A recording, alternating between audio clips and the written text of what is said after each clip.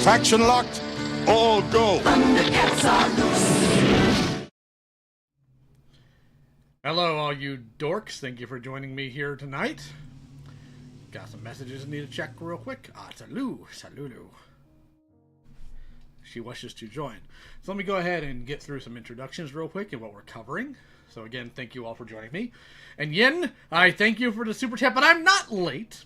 There's not a single streamer that actually starts immediately at the time they say they're going to, okay? Besides, I had things I had to do. I had to turn the water back on because I had to fix a busted pipe for the past 2 days. Which, by the way, if you're a homeowner, let me tell you, I genuinely think that fixing electrical is easier than fixing plumbing. I hate fixing plumbing. It sucks. We had a water pipe, actually the main one, that goes from the main source from the city to the house rupture. So had to fix that. That was fun. Thank you, Long Fork, for the $2, and I'm doing all right. So let me go ahead and run you through what's going to happen tonight.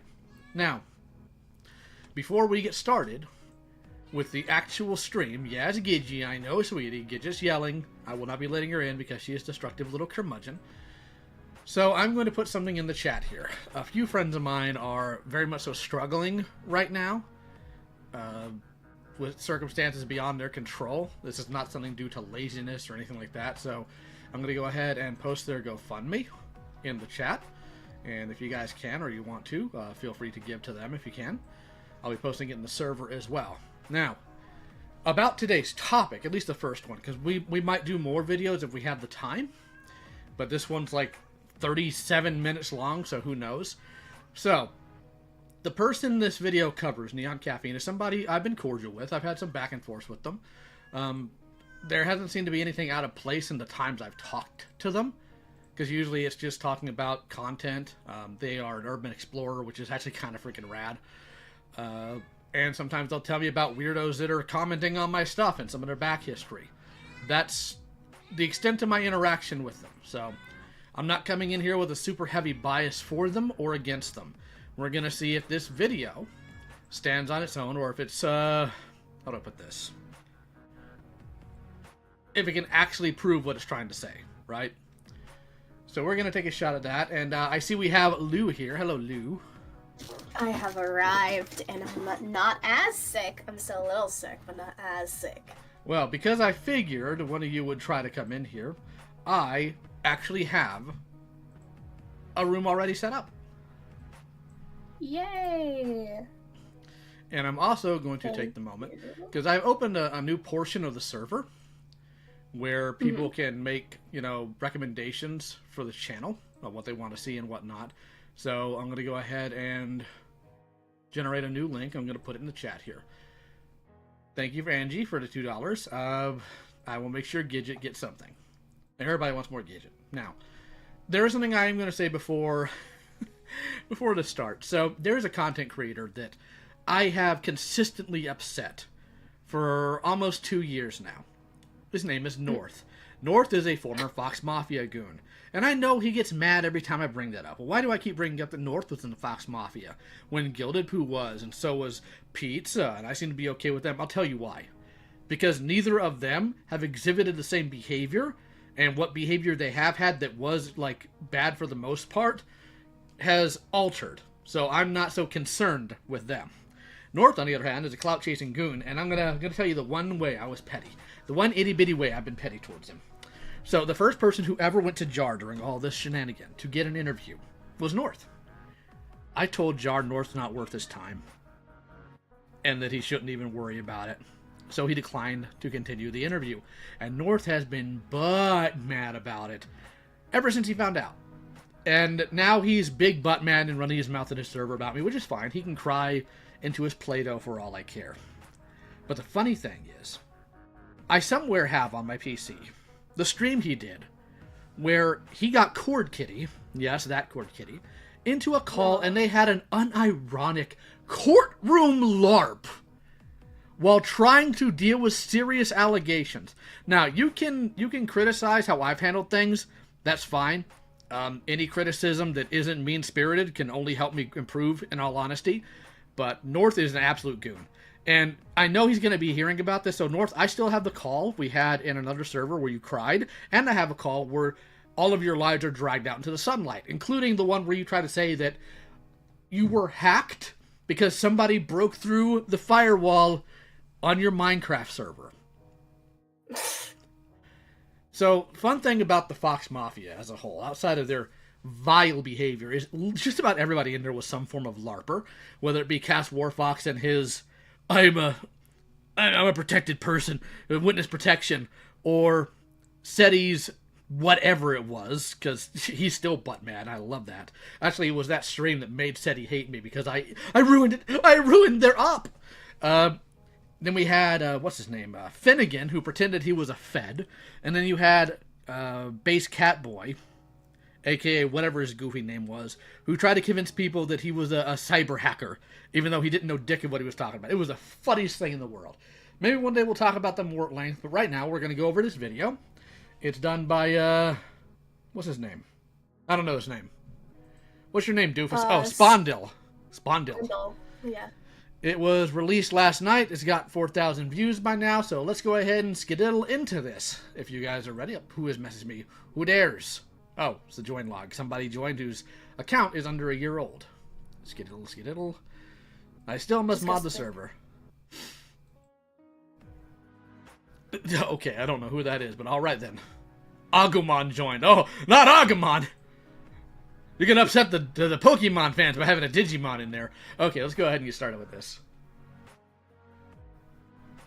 I'm also gonna in summer of 2022, a story had been leaked surrounding some drama around VidCon. It involved convincing a larger content creator named Electric Blake to take a commentary e-girl on an insane cross-country road trip all the way to LA, while adding more and more expenses to it, which caused the person involved to sink further into debt, spending over $6,000 on this trip. The interesting part, however, is that allegedly this wasn't even the first time this had happened. It was the same girl, but she did it to a different guy. This story would push for the name of very small commentator NeonCaffine, aka Mango, who since early 2020 had been making face cam commentary videos, and over time would grow connections in the community. The Electric Blake situation, however, is just the tip of a massive iceberg, handling false pedophile allegations, false sexual assault allegations, and continuously supporting people who have slandered and destroyed reputations undeservedly. This person through all this has skated through while avoiding major backlash. Every example shown in this video are the most blatant and open instances possible. It's unknown how many times Mango's actually pulled stunts like this privately, but there are enough public instances to warrant a video.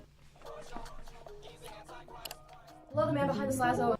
Okay, so is Mango like just a background person that doesn't really do much other than be friends with strange people? Is that what this is? Because if that's all we've got here, like if Mango's not a predator, or Mango's not abusing people or taking advantage of people, this entire video is going to be a joke. And I'm trying not to be cruel to this person, because he might have legitimate criticisms. And again, what I'm trying to do on this channel when I cover stuff like this is criticism without cruelty. So I'm not here to sit here and make fun of Spondle all day long. I'm more to, like, we have a bad habit on the internet, because we get so ingrained in it, that everything has to become a video or a Google Doc or that. Sometimes it just got to be, guy's weird and I don't want to interact with him. By the way, to my knowledge, NeonCaffine is a he, him. I don't know why the misgendering was necessary. I guess it's a commentary thing in the spaces these edgelords are in, but whatever. Thank you, Venkman, for $10. Between now and the end of the stream, I was wondering if you'd be willing to do Mumra saying, I'm gonna try right now. Try. Oh no.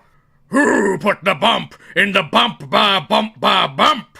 Who put the ram in the rama lama ding dong? I don't know what any of that is. What's happening? I don't know what any of that is, but you're welcome. That was $10. Enjoy yourself. Oh God, why? All right, so let's go ahead and slow it down a little bit because I think it's a bit much right now. Ding. Playback speed 125. All right. And welcome back to my dark, gross basement that I hate recording in. This is our apology for sending the lowest Griffin porn. N-word head rock. I'm sorry for sending softboard wearers porn from the server. Wait a minute. What is this? Like real hurt feelings over like I'm Alex. What's that shit about? Okay, alright. What did the lowest Griffin porn have to do with anything? What was the point of that? I'm very confused. No, I will tell this story because I have no problem making fun of myself. I cared about him quite a lot for whatever fucking reason. He seemed like a cool dude. He seemed like we had a lot in common. However, he reminded me of somebody who really fucked me up. Nicholas Diorio. So here's my issue with Nicholas Diorio. All right? He has a perfect last name and he didn't make an Oreo Sona. That would have been perfect. He was a big enough channel. He could have gotten a sponsorship from Oreo. Chose not to. Like, I don't know what he's thinking. I've been shit-talking me for months in group chats with other YouTubers, all while pretending everything was fine with me. So yeah, it pissed me off, and I went and I cried in the woods, and there's this video of me with a turtle, and it's actually pretty funny, and I call me a simp, call me whatever. I think it's fucking funny. I joke about it in my videos, I joke about it in my tweets. But that's not the allegation I'm talking about, not just this one. I'm talking about the Smeef shit, because we argued about this a couple months ago. Yeah, so... It was super dishonest. No, I understand, like, why, like, looking at the documents. So some of the stuff that's happened with Smeef and... Okay, I see Smaggle there. Now, okay. Somebody's probably expecting me to say something really mean about Smaggle. I actually unironically like him. Like, does he say things I don't agree with? Does he say things I wouldn't say? Yeah. But the dude's hilarious in the fact that, like, somehow this weird guy who says some of the dumbest things ever pulls out W after W after W with that type of name. I had one interaction with him. It was on Doc on the Radio's channel. Or not channel, his Discord. When I had to go in there and deal with a certain person lying and who had a habit of sending CSEM to people. And Smaggle, of course, he banned me, and I asked why, and he said, well, there's a rule against bringing excessive drama in, which is fair. And then I asked him why his name sounds like a wuzzle. And Smaggle probably has no clue what a wuzzle is. Then I stopped talking to him. It was funny. So some of the stuff that's happened with Smeef and Teddy and other people was at a convention in a hotel room that I was in, like, witnessing this. Yeah, okay, that's not proof. I wasn't... Mango, I don't, like, you're not that reputable source, and I don't really care if someone's saying something happened in a hotel room, you or him, because that person contradicted themselves multiple times in the actual document. I mean, yeah, but the person contradicted themselves in the document, you're talking to another party that was there. That information, regardless of if you think they're a reliable source, can still be beneficial.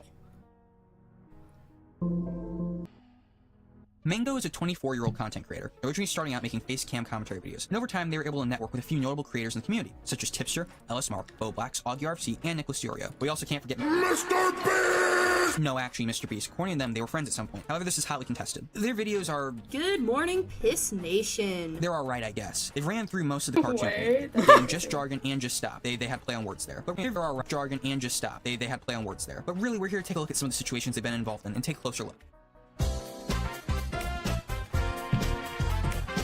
On September 16th, 2020, Mango appeared on RFC After Hours. 8 months prior, they'd become friends with another small commentator named Raintism, exposing him and take a closer look. 2020, Mango appeared on RFC After Hours. Okay, sorry, that's my thing glitching out on me that keeps causing it to back up.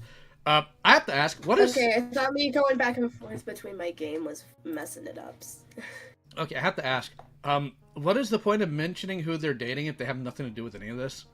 Like, what's the point of that? Is there a reason for it? Like, are they somehow part of any of that? Or did you just put it in there as in, well, look at who they dated, like that matters? It's goofy. Goofy, And now it's loading. I love technology. And now it's loading. Allegedly. Yeah, it froze on me. It happens. We all know who I am and what I do here. Poorly. Yeah.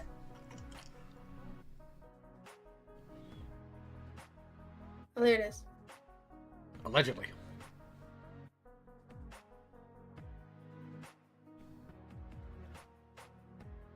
No, actually, Mr. Beast. According to them, they were friends at some point. There are dating just jargon and just stop. They had play on words there. Take a look at some of the...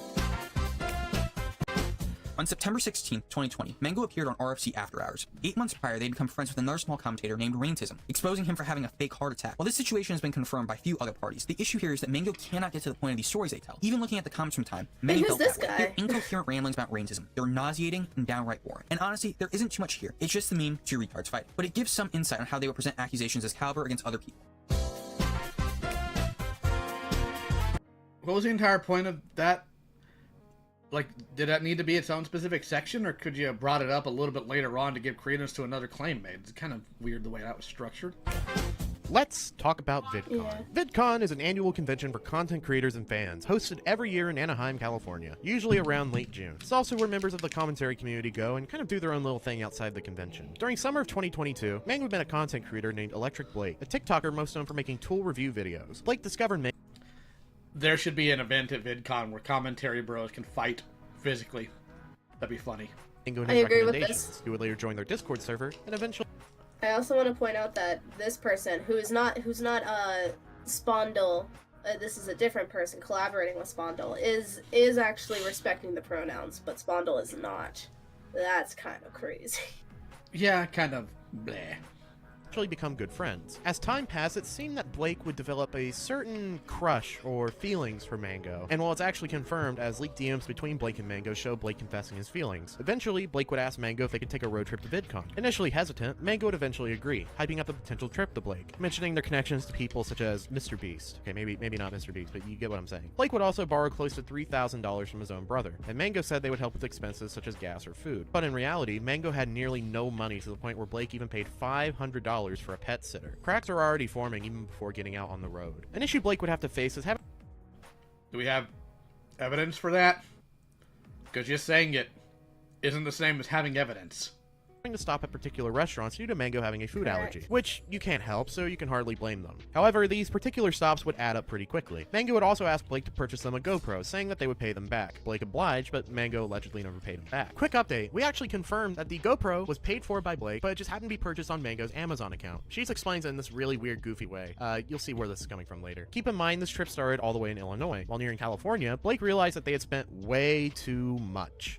Okay, real quick, I never went on RFC after hours. I've literally never interacted with the guy once, so no. He disappeared. I don't know why. I had nothing to do with it.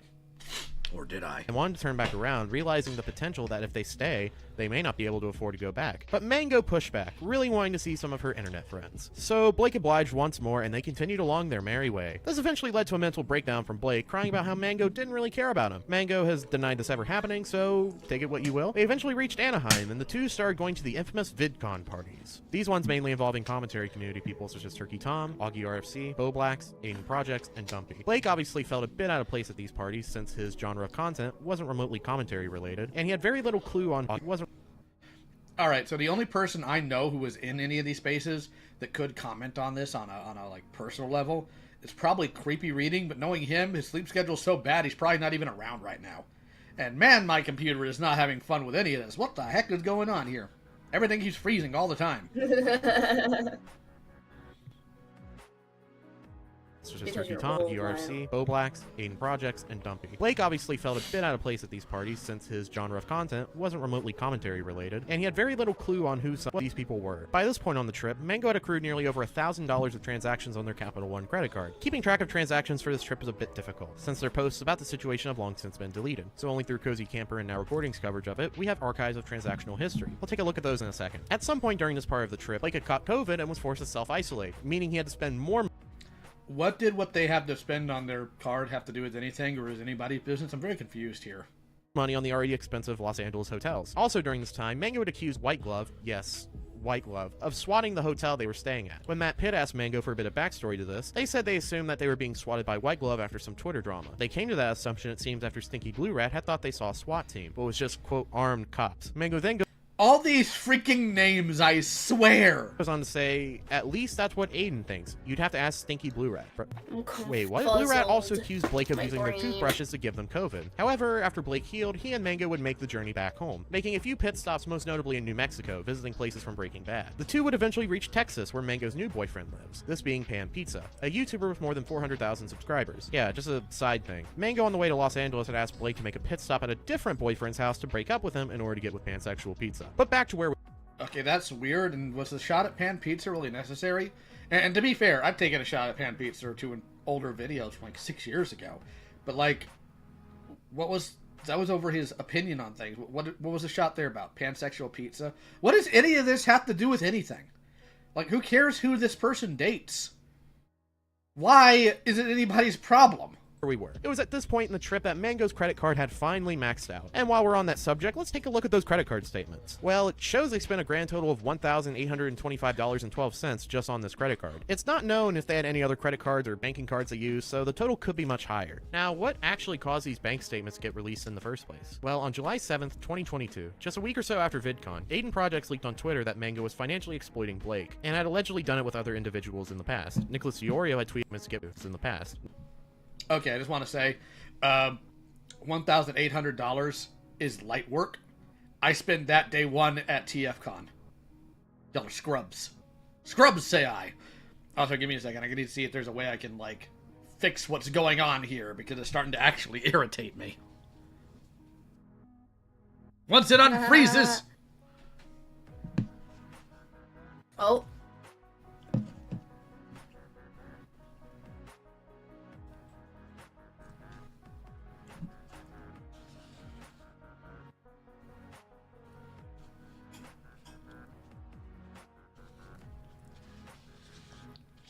Can I still be heard, Lou?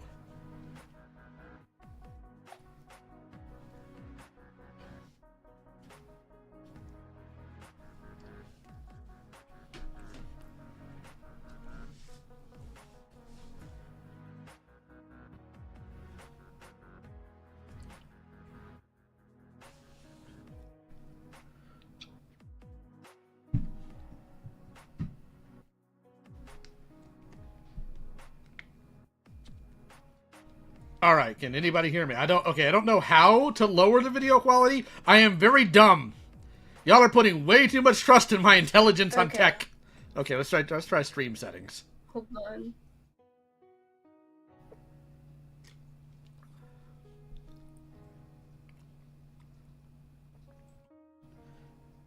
Okay, open widget. What's the widget?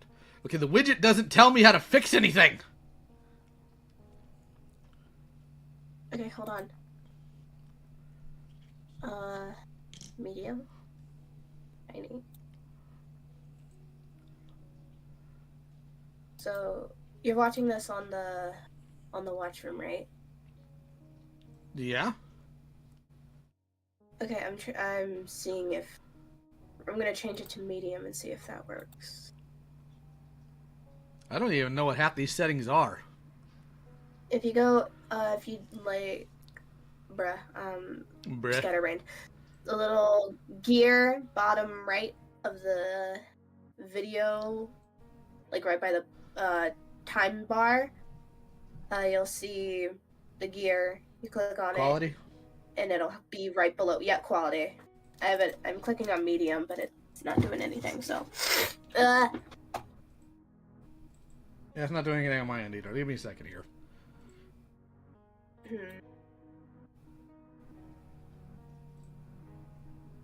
Stupid. From what I'm seeing of this video, this just seems like petty nonsense. It essentially I ain't even gonna lie. I wish this dumb thing would work. Here, let me try something. I don't know what the YouTube UI is.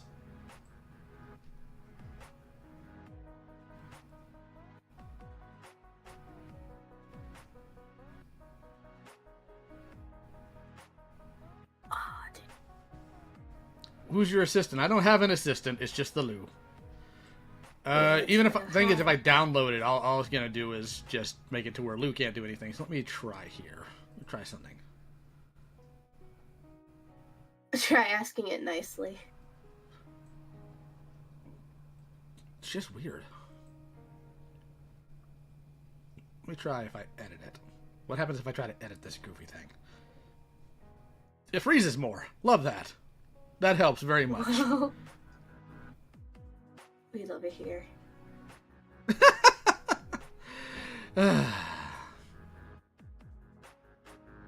Wouldn't be life without it, would it?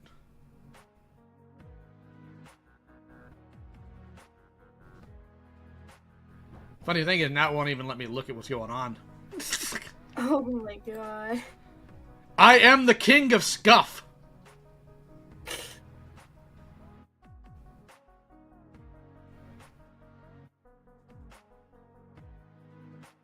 What is this thing doing now? Okay, I've had about enough of this thing shenanigans. Okay, what if I... You could just, just, like, pull it up on actual YouTube and, like, screen share it to me. Like, I'm not gonna have much to say. That would have the exact same, that would have the exact same scuff problem. Like, I'm you can telling turn you the quality down, though. Maybe, but at the same time, it would bring everything bad. Let's see here. Fair assessment. Come on. I'm a monkey with a supercomputer. That's the problem. At the same time. Control Alt F4. Don't do it, Lyle. Don't do it. I'm tempted. I'm very Don't, tempted. no, don't do it. I'm tempted. Don't do it. I'm gonna do it. Don't do it. I'm gonna do it. You will not like. You will not like the results. I promise. I promise. Okay, now it's saying the stream health is excellent. Okay. All right, let's continue. Let me pull this back up then. Excuse me. use, so the total could be much higher. Now, what actually caused these bank statements to get released in the first place? Well, on July 7th, 2022, just a week or so after VidCon, Aiden Projects leaked on Twitter that Mango was financially exploiting Blake, and had allegedly done it with other individuals in the past. Nicholas Diorio had tweeted out a censored version before it would eventually get leaked altogether by Aiden. Just say it was fucking Mango. You know Mango? Okay. Yeah, Mango. Apparently this is Mango. This is what I've been told by like half the community. We all pay a price for pussy. There's no question about that. But that's Sometimes you pay a little too much. Dude, a big YouTuber just hit me up and said, because he obviously hasn't seen this, or like what happened with Mango, because I tweeted, you probably know one of the people involved, right? So they assumed that the person involved was Bo Blacks, and they had given a girl $6,000. DM. Okay, so here's the thing. If this person was exploited by Mango, and trust me, I get that. I've been exploited before multiple times. It's not fun, but it's also like, what's the point in taking shots at the guy who got exploited? What's the point of that?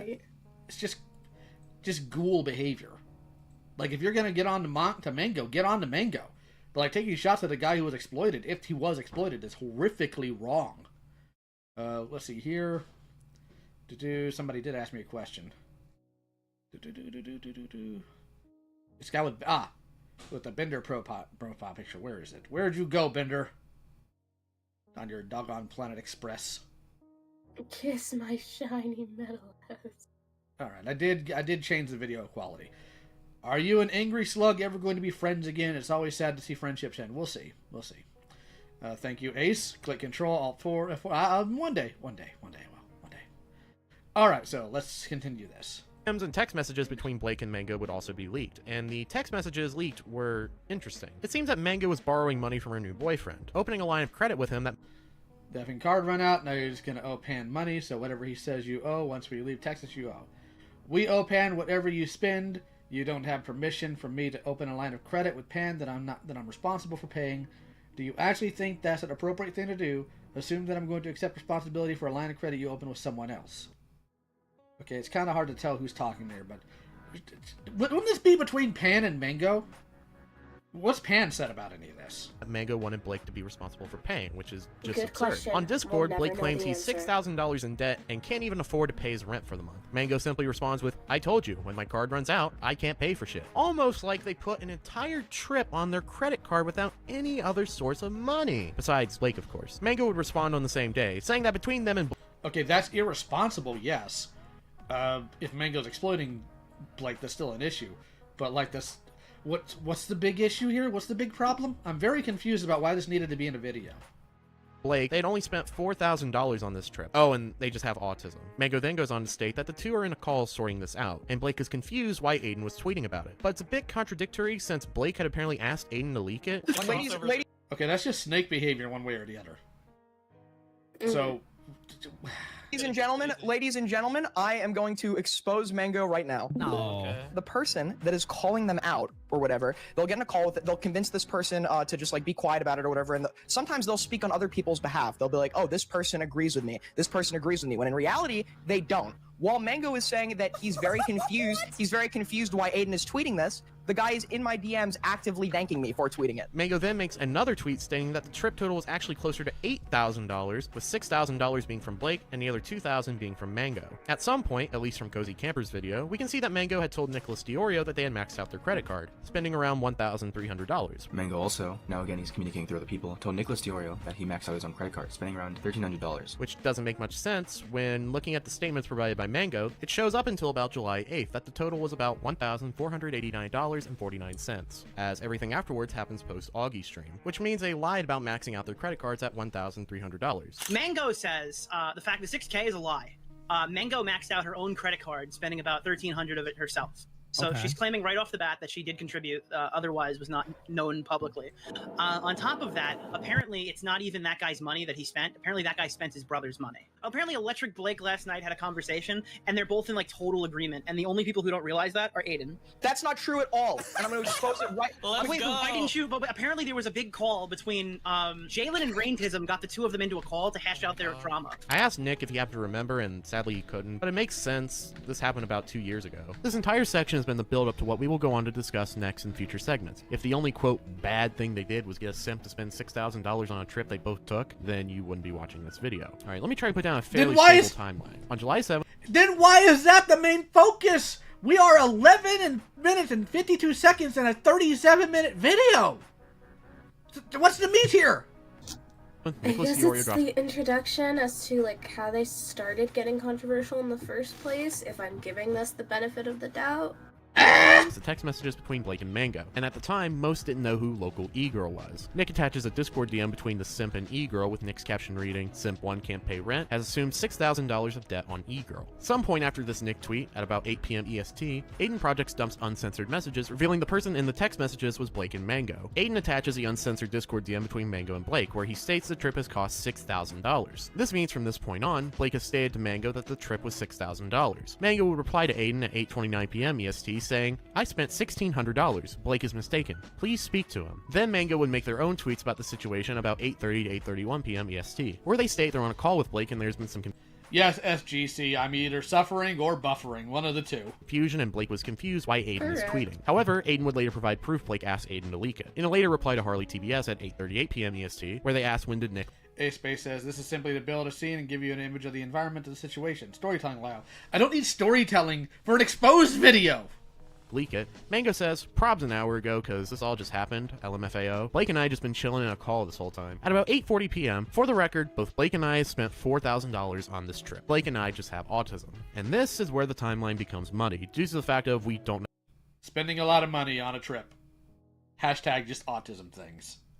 Then again, I can't talk. Again, I told you guys what I spend at TFCon. What time You're a toy collector, Lio. You can't speak on this matter. I can absolutely speak on this matter. Cost $8,000, saying he's already spent $6,000 and I've almost spent $2,000, and are PayPaling the other half. And my personal favorite, also, for the record, Blake was not trying to fuck me. We do group YouTube shit together. Keep that tweet in mind. On July 8th, Turkey Tom would make a humorous tweet making fun of the situation. Later that day, Augie RFC would host a show after hours, and Mango was brought up, where Mango tells Nick in DMs she's maxed out her credit card with the amount being $1,300. They made a tweet at some point around July 6th to the 7th saying, quote, "I maxed out my credit card on VidCon because I'm epic as fuck, and now I'm stranded in Texas and blah blah blah." Then on July 9th, Optimus publishes a video. Mango, you were stranded in Texas, you didn't even visit me. I see how it is. I see how it is. He went broke over a VidCon e-girl, talking about the situation. Blake would leave a comment basically saying, "You're missing a lot of facts. If you want all the details, my DMs are open." As you can tell, there's a bit of an inconsistency on how much Mango spent, claiming at first $1,600, then claiming Blake and I spent $4,000, then changing it to $6K, I spent about $2K, and then the next day tell Nicholas Iorio they max out their credit card at $1,300. Two possible answers to these discrepancies are either A, Mango is knowingly lying and throwing out different bullshit numbers, or the more likely answer B, Mango jumped the gun and tweeted out whatever amount her and Blake calculated during these late night calls, which continue to fluctuate, likely because they missed something or miscalculated. Finally! Some good faith. The trend of her jumping the gun before knowing everything is a trend that sadly has not gone away in her. For the record, both Blake and I spent $4K on the trip, so apparently it wasn't like $6K, she's saying it was $4K. And then says Blake and I have... between the both of them, right? Wait, so... So it was $8K Wait, but it's 4K, so for the record, both... No, this is both Blake and I spent... Wait, so it'd be 8K! So they both spent 4K. Wait, I didn't even realize that. It was 8... You ever thought that piecing it together was nobody's goddamn business? Like, again, if Mango was taking advantage of this guy or financially abusing him, that does need to be brought to the surface by the person who is making the claim. Like, this is so goofy. This could have been handled by literally everybody except these guys. And I don't mean any shade to Augie or Doc on the radio or any of those people. I mean, like, as in these guys, as in commentary people. This did not need to be a big issue. It just didn't. So it was 8K. So it was $8,000 instead of $6,000. You know what? It was $20,000. I did it. I bought a full-scale Optimus Prime statue. What you gonna do about it? I'm the one who did it. $10. Okay. Fucking hell. How long is this fucking trip? Are they still on the trip? But yeah, it's a giant clusterfuck. Eventually, on July 8th, 2022, Jalen, commentary Jalen, had said that the two had settled everything and that... I have a lot of sorrow anytime Jalen's brought up. I feel really bad for them. Like, they do just genuinely need a lot of help. Mango would be paying for their part of the trip. So, all good then, right? It's a life lesson on never relying purely on credit for a vacation. Oh, Mango never ended up paying him back? He's just a touch-starved simp. He gets what he fucking deserves. Oh, Mango appears to contradict and lie about Blake? Oh. I don't understand what's happening. On March 26, 2023, a small commentator named Cozy Camper published a video titled NeonCaffine and Electric Blake, setting the record straight. And rewatching this video today, it's honestly not good. It has the tone of being heavily Peach's jump scare, fantastic. in Mango's favor instead of being fair to both sides. And what I mean by that is that Cozy Camper only asked for Mango's side of events with new evidence. Another point he says is that Blake lied about Mango not paying him back all the way, when that can He yells it straight to Mango's face in our room. If you're a real boy, you'd sleep in the same bed with me and change in front of me. Whoa! Whoa! Whoa!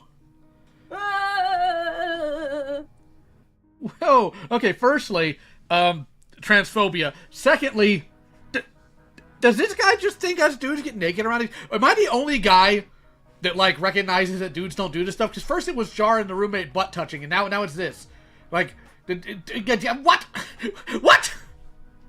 Lyle, I don't like this game anymore. I don't like it either, but we're going on. We gotta power through it. be contested. On the 20th, Blake tweeted, "For the record, Mango paid me $700 out of the $4,000 so far. It has been 4 months since the $700 was paid. I realize I will never get paid back ever. I think they're actually a terrible person. I'm going to move on from this. I give up on them." Editor me here. Mango also provided pictures of his bank statements, which showed the amount of money that he spent during the duration of the trip and afterwards when paying Blake back. And it adds up to way more than $700, so unless these are fake or being misrepresented to me, Blake was lying.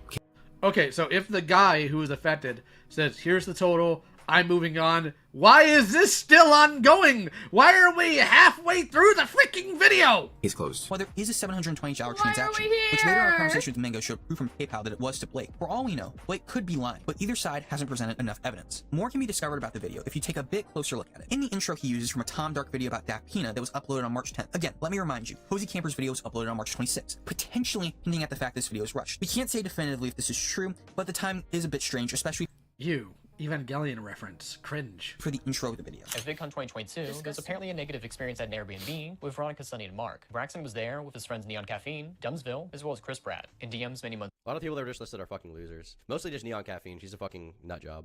If you know, you know. Taking a closer look at their Twitter, his last tweet is them. This entire community is filled with people who don't have any self-awareness of anything. But you know what? Here's what we're gonna do still. What we're still gonna do. Who this? Oh god, tactical. What curse thing? Oh my god, tactical Y. Real men always get nude around each other to answer your question on stream. Tactical Y. Why must you curse me like this? What wrong have I committed? You know, I'm gonna go ahead and say this is what we're gonna do. This is what we're gonna do. Alright? No. Let us watch. This is the dumbest thing I have ever seen. Back to the video. Posting the video and retweeting something from Mango, a reference to where they allege Blake took a video of a guy dying. I thought that was included in Cozy's video, but I didn't see it anymore, and I don't know exactly where the part is, but I just know that Blake recorded that guy, and that was one thing Mango, you tried to use as evidence. Well, it is now recording. I don't know why anybody would expect otherwise, and I know that, like, apparently people got really upset at now recording for using ableist slurs, but I mean, while I agree they shouldn't, what were these people expecting from that group? That's like joining my server, not expecting me to talk about Transformers. And apparently, I don't know this for sure, but I heard Mango was sending the footage around, so Mango had gotten a hold of it. But that's alleged. That's alleged. I mean, if it's alleged, where's the why is this brought up? What point this is gonna make? Okay, let's assume. Okay, so I know that Mango is an urban explorer, meaning they essentially explore abandoned buildings, whatnot. Let's assume worst case scenario that is what they did, right? They filmed the dead person. Okay. Were they spreading it around to make a laugh? In that case, yeah, that's a problem. Certainly needs to be addressed. But if it's just like they took a picture because they just figured they didn't know what else to do, even if they did it, what the heck? The guy was dead. Okay, thank you, Beaver. Being absolutely fair, though, he doesn't seem to be super active anyways. Just kind of sprouts here and there. It's just kind of strange. The last tweet is from his Mango video, as they did upload prior to this on their channel and afterwards, but this video was the only one he decided to tweet about. It's probably a stretch, but something to keep in mind. He uploaded... Maybe he just hates Twitter. What is these non-relative points? What is the point here? Oh, this guy, he posted about this on Twitter, but none of the other ones. Who cares? Oh my god, who cares? 3 more videos after this and dip. Since then, he's been inactive on all platforms. He's previously made critical videos on people like AuggieRC and Nicholas Urio. While some points in Cozy's video about Auggie are dumb, when they chat about it later on, he seemed to change his stance on some Buddy, you're the pot calling the kettle black.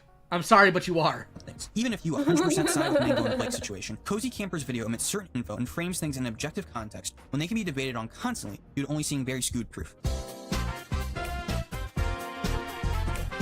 If you were to ask Mango about Electric Blake, you will receive a flurry of claims. There's this guy named Electric Blake, and you'll see him in here later, who made false allegations about me.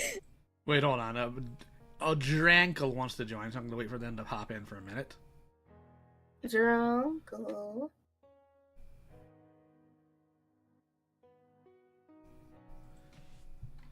Shoot! No! Dang it. Oh well. Drankle.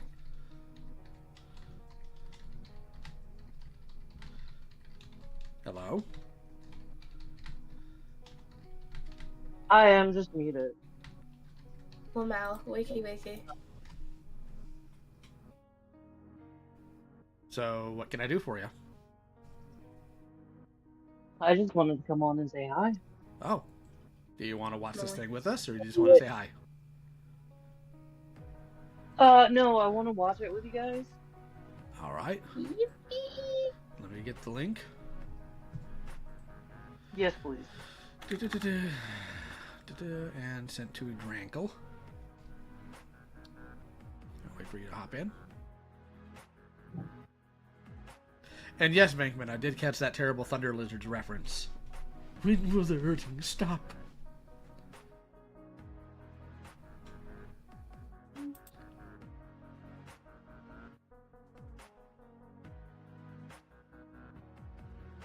Oh my god, why are we talking about beating up Logan Paul? Ranging from him being a suicide baiter And like suicide baited me? to being a sexual predator. Because of the dead body comment you made. Oh my god.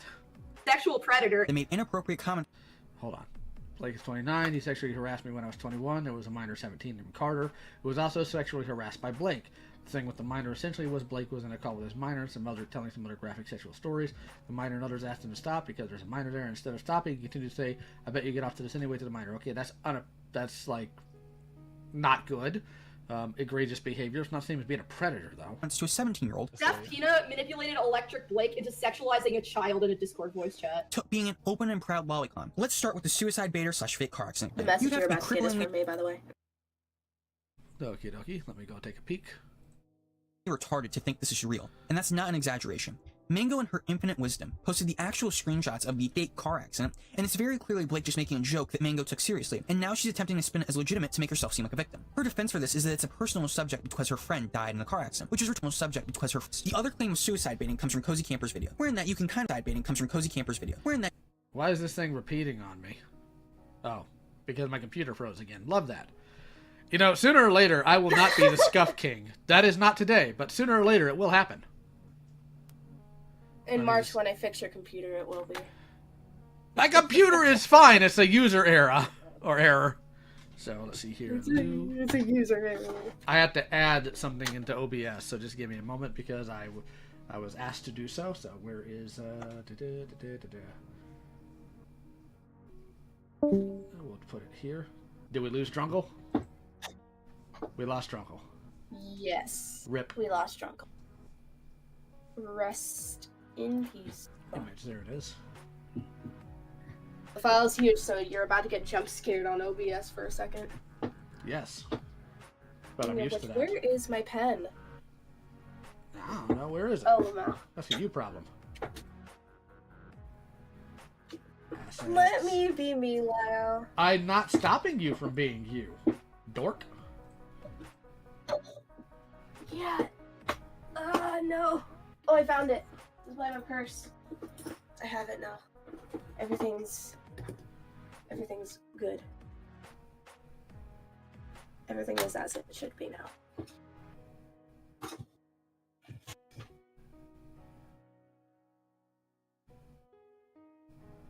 Lio Scuff King.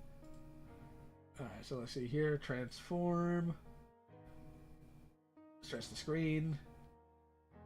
We're gonna shrink you a little.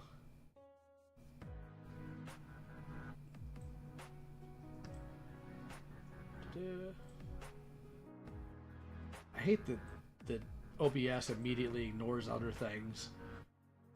There we go. All right. There's now a Lou on screen. You should all be happy. Oh no, jump scare. There. Have you There checked you guys go. I'm not using It's Wi-Fi. me. I am directly plugged into the system. Are you going to get spawned on stream? I mean, the server link is public. I don't care. And yes, Hopeless Peach's jump scare. I'm not comfortable by any of this. But you know what? I got work to do. So let's continue.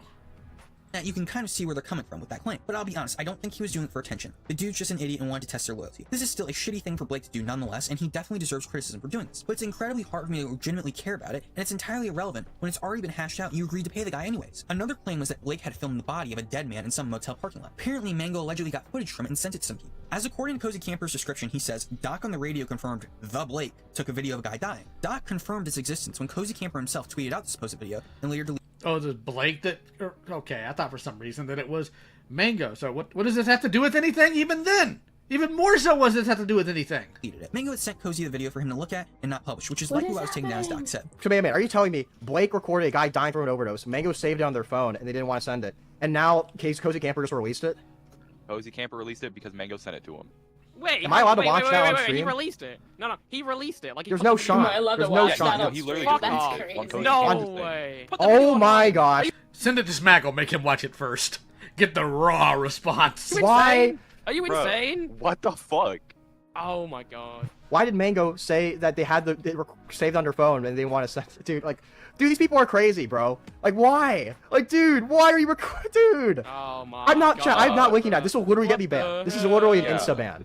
Mango DM'd me saying he asked for the vid and I gave it, but Mango did not tell him to post it. Oh my gosh, dude. Now, when it comes to this, I think it's kind of weird that Mango had this video saved the whole time and didn't bring it up at all until she had a problem with Blake. Regardless, the claim of him making up inappropriate comments around a 17-year-old originates from a user named @CNinja104, whose real name is Carter, who claimed that Blake made these comments to him in a Discord server owned by Mango, and there's absolutely no proof it happened. We asked Carter about this over Twitter, and he claimed that Mango was present for the call at the time, and it occurred months before the infamous VidCon trip. When we asked Mango about this, she said she wasn't actually there to hear it happen, but was fully aware before and during VidCon, which makes it extremely strange for her to only bring it up when she doesn't want to pay him back after already agreeing to do so, especially because on Hopeless Peach's stream from March 2023, clipped by Cozy Camper, Mango in the clip claims he sexualized a child, and this was in reference to the Carter Discord VC with Mango, going on to say, for the record, I wouldn't call Blake a pedo over it because Carter wasn't like groomed. I just find it weird. I'd say Blake is creepy for a variety of reasons, but I wouldn't say pedo.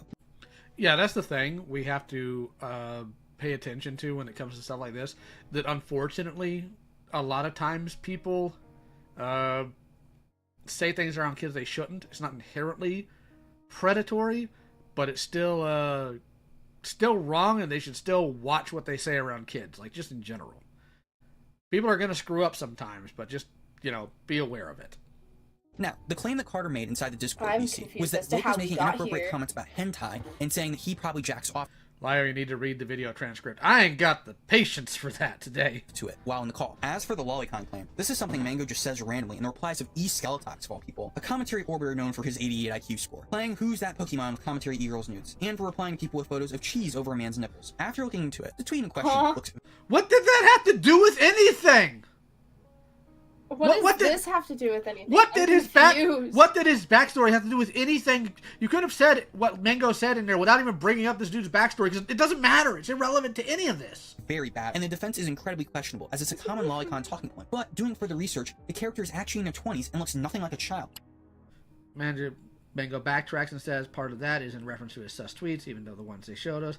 Okay, so let's go ahead and go back and look at what he was talking about. Orbiter known for his 88 IQ score, playing Who's That Pokemon with commentary e-girls nudes, and for replying to people with photos of cheese over a man's nipples. After looking into it, I'll take pedophilia as liking literal human children. Stop taking away the meaning of the word. That is a cartoon. That is not what pedophilia means. Pedophilia is attraction to children. It does not specify real or fake, whatever this is, because attraction's attraction. It has nothing to do with whether or not the thing's real. There's plenty of people who are interested in inflation. That's not real. It's still a sexual attraction. The tweet in question looks very bad, and the defense is incredible. I like vampires. They're not real. I mean, technically they are. They're not real. Still. Shut up, Lyle. Incredibly questionable, as it's a common lolicon talking point. But doing for... It's hard to read. So this character who is 23 and obviously not drawn to look like a child. Looking for screenshots, and not until after he was blocked, as it was on his old account. It might be on my PC. I don't have organized files. Yeah, I can't believe this, to be honest. Regardless, I will say I think what Blake has done both to me and others is creepy, but not pedophilia. That's fair, I get you. You want screenshots. Well, that's reasonable. Asking for evidence. For the research, the character is actually in their 20s and looks nothing like a child. Then where's the image? Why aren't you showing the image? Because that... Here to read their expert analysis is Tyrone Magante. Never seen it before. Looked into it and it seemed... Okay, so is that the character? Is that the character? Is that the image that with the accusation of lolly? Because if that is true, okay, then Mango's a moron for that take. Doesn't even have the proportions of a child. This is dumb. I hate everything here. Seems like some seasonal anime trash Guna base. All the characters though are in their 20s. I looked at all the characters and it doesn't seem like lolly from the initial glance, because usually when studios make explicitly lolly stuff, they're far more shameless and explicit about it. You can probably find better examples of things that he's willing to defend, as his rhetoric in the defense looks awful. But even regardless of all of that, in Mango's mind, they said as early as March 2023 that Blake was a sexual predator. Jeff Pina manipulated Electric Blake into sexualizing a child in a Discord voice chat. Wait, hold on. That's not a claim of sexual predation. That was not a claim of sexual predation. That's saying that Daft Pino manipulated somebody into saying sexual things to a kid. That's not the same as predation, you moron! The situation that happened in April to May 2022. With her being aware of it, still accepted the offer to bring Blake to VidCon. If Blake indeed is a dangerous person, why would you bring them to a large event like VidCon? Doesn't really make sense, now does it? Because what you're saying isn't what they said! Oh! It would be a valid point if I saw any evidence of Mango claiming this dude's a predator from the video itself. Because again, maybe I was in that room with Peaches, maybe I wasn't. I don't remember. It's been over a year. Blocked a lot of crap out. But unless Mango said this person's a predator, your entire point is bogus. Holy crap. This section isn't necessarily to vindicate Blake. There are questionable and strange things he does, and Mango might not be lying about them, but most of her arguments are best case things I don't have a wine glass of Dr. Pepper today, I just have green tea. She was aware of and didn't care about until he wanted his money back. What are the names in this community? I'm going to die. Die! Smeef.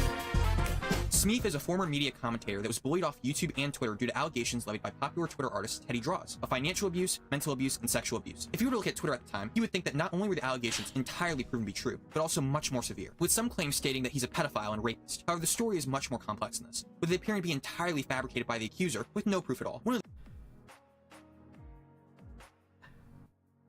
Okay. How does Mango? What does that end? Okay, are we debunking Smeef allegations by Teddy that Draws? Who I don't know how she keeps winding up in all these situations. It's baffling. One of the first claims in her statement was that he took advantage of her because she just left the relationship at the time. But screenshots shown by Smeef. Okay, I have not. Sorry, my sleep schedule is wacko.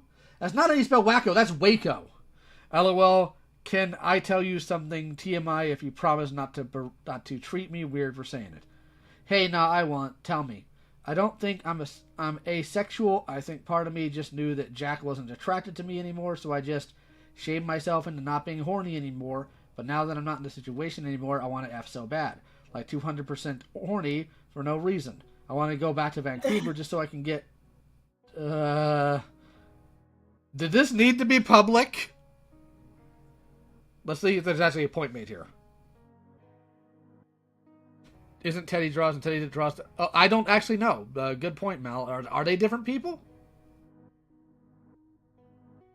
I don't know. I don't know. Maybe? I think they actually are. I think you have a valid point. Anyways. So that she actually initiated everything at the time, and also admitted to flicking her bean to him while with her at the time boyfriend. No. Okay, let me explain this as best I can, because I don't know this person if it's not Teddy that Draws. You can still be abused by somebody and preyed on them even if you initiate the initial contact. What is this take? I hear what you're saying, and in my heart I know you're right, but in my dick World War III. Who says these things? And who publishes them? Why isn't it socially acceptable to hit up your friends to stuff you and leave? Okay, hold on. Bless I don't think they know Oh, I don't think my they know what soul. friends with benefits or hookups are. And That's crazy. all that is within me. I mean, it is, but not right after a breakup. We need a psalm. We need a psalm. What you're feeling is normal, but instead of Tinder and strangers and hookups, vet it out in a more healthy way. That's fair. That's fair. Good advice. Good advice. Why did this need to be public? Not only this, but he specifically said it wouldn't be a good idea for her to send explicit pics because she wasn't in a clear mind, and she convinced him that it was okay. Another claim is that he took 6 months to pay her back $1,000 that he borrowed from her. He later proved that it only took 1 month, and she also did a similar thing previously with her rent. There's also some e-girl shenanigans. A lot of weird shit got brought up by both sides, like him subscribing to a girl's own. Okay, yeah, I think the Ted that draws and Teddy that, or Ted draws and Teddy that draws are two different people, because if that profile picture I just saw is like that person's art, Teddy that draws art is like phenomenal, so definitely not the same person.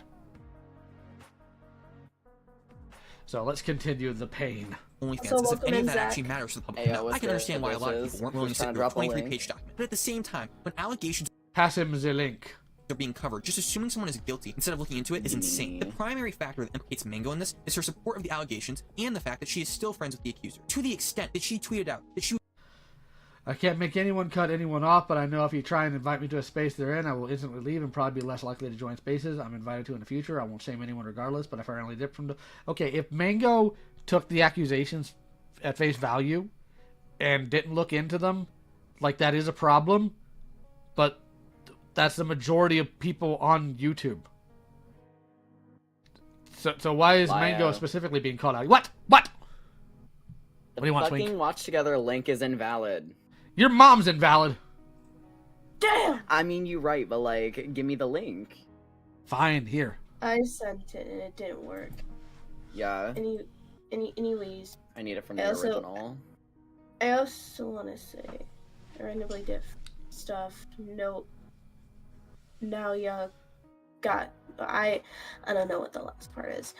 I don't think Mango is actually directly tweeting about the situation. I have no I think this is more of a vague tweet. I think this is a vague tweet, actually, so how do you know this is actually about the situation? Guessing. People who made fun of the girl making provably false allegations inside a Twitter circle. Unfortunately for her, a glitch made this public. When my circles get leaked, oh well, y'all know, I'm 100% on Bear Cap. Okay, definitely not Teddy that draws then. So I didn't want absolutely nothing to do with anyone that caused them damage. I have experiences of my own that I don't intend to ever share publicly or with friends. I wanted to make it clear I never want to be in space with them. They have a right to not want to be in spaces with certain people. Why is this a point of condemnation? Yes, should Mango have looked at it with a more critical eye? Yes, but if Mango is saying here is accurate, that they have past traumas, that's probably why they didn't. Human beings were complex creatures. Good lord. So she had to address it. In addressing it, she stated there are screenshots she saw from both sides, and that's why she sides with Petty 100%. Obviously, screenshots seen privately is an entirely meaningless statement. Actually, I can just ask Mango real quick. The continuation of the transphobia is kind of wild. Of course it is. Yeah.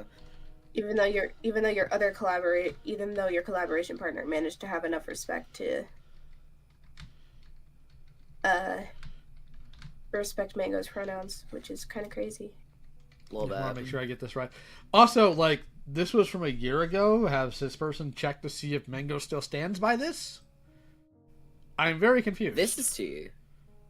When everything that is out publicly contradicts the girl's initial claims. Mango has since said that she believes both documents are bad. Don't just put it on screen for half a second, bro. Skiing gonna be okay. Any shred of proof, anything showcasing this behavior of his, he's kicking your A with these Imgur links. Do you expect us to believe you were lying about everything sexual for 2 years in private DMs while in LDR? Real strange. Who is this? Real XAL. Or X8. I don't... Context, please! This video's bad! Publicly contradicts the girl's initial claims. Mango has since said that she believes both documents are bad, which is an entire 180 from her initial claim siding with Teddy 100%. And despite claiming to have read both... You can side with somebody and still think their document's bad. These are not mutually exclusive things. Documents. She had basically no knowledge of anything Smeef said. This is also entirely hypocritical considering her stance on people such as I'm Alex, who've done similar shit to people. She blames Alex for how she mistreated Slaza, which is disgusting. She should take responsibility. I'm sure Alex treated her poorly, and that sucks, but using what Alice went through as a get out of field Get out of jail free card is nasty, misinformed. She never apologized and helped ostracize false rape allegations that ruined someone's life. Clearly, you were misinformed. Okay. Assuming this is hypocrisy, congrats on one solid point. Like some people are probably quick to believe Bear's response was because of Smee's former association and friendship with a person named Silly Rowley, a cartoon commentator who's exposed in late 20. That name sounds really familiar. 21 for grooming a 14-year-old. The two were publicly and privately friends. Oh, that's probably why. God. YouTube people. That name sounds really familiar. Twitter people. Commentary people. Can you guys please leave the kids alone? Burn down a house instead? Maybe manslaughter? Why is it always kids? Leave these kids alone. Fucking commit tax fraud. Don't prey on children. Jesus. And even on a podcast together. Arson is a much more based crime. More in depth about this if you're interested. Before getting into the specifics on the document, I want to specify that Mango was specifically shouted out for helping complete and write parts of the document, and assisting in the research and collection of evidence related to it. Not only that, but the only reason we have a detailed archive of it is that Mango shared it out publicly and sent it to Doc on the radio, who viewed it on stream. Mango DM'd me that she was a part of this, or they were a part of this, this like Google Doc, or this Dropbox. Correcting pronoun in real time. King stuff. Start out, this document gets schizophrenic. There were many random antics that happened throughout this document, but the worst problem is the fact that they just straight up... Spondo, do you ever met a schizophrenic person that... Being disorganized is not the same as being schizophrenic, Lord. Openly dox their parents while accusing them of sexual abuse as a psychological profile onto themselves. I guess why did you include like your parents and like their doxes in the document? Why did you include that? So I wrote my document for kind of a wide breadth of people, both people who are like very online, like chronically online, and for people who kind of know me in person, kind of don't understand kind of the full context of... Well, more importantly, I'm questioning Doc here on this, because from what I understand, most commentary people have a strict no doxing policy, and I'm pretty sure Doc's audience is probably wider spread than whoever this person is in their Google Doc, and he's showing it on screen. He didn't have to do that, so just a little bit of criticism for Doc on the radio there. Why specifically what has happened to me with Ange has come to light. These claims were sent to CPS, and they, according to Jane, entirely dropped it because there was no proof. They also stabbed their dad with a box cutter. Kind of full context, what had happened was I had... Well, was this person a child? Because if they're a child, the police aren't going to do anything, or CPS rather isn't, because they're not a child. And if they stab their dad, I guess it depends on why they stabbed their dad. A box knife, like a box cutter, and I was self-harming with it. And my father came over to me, and he was like, "What are you doing with that box cutter?" And I handed it back to him, forgetting to close it by accident. And he kind of ran over at me like he was about to grab me, and that scared me. So I just threw kind of the knife at him in self-defense because as like an impulse, and it stabbed him in his hand. Mango is now... Okay, hold on. So he frames Spondo. No. Spondo frames this like a malicious act, and then plays the audio that shows, if it's to be believed, this person just panicked.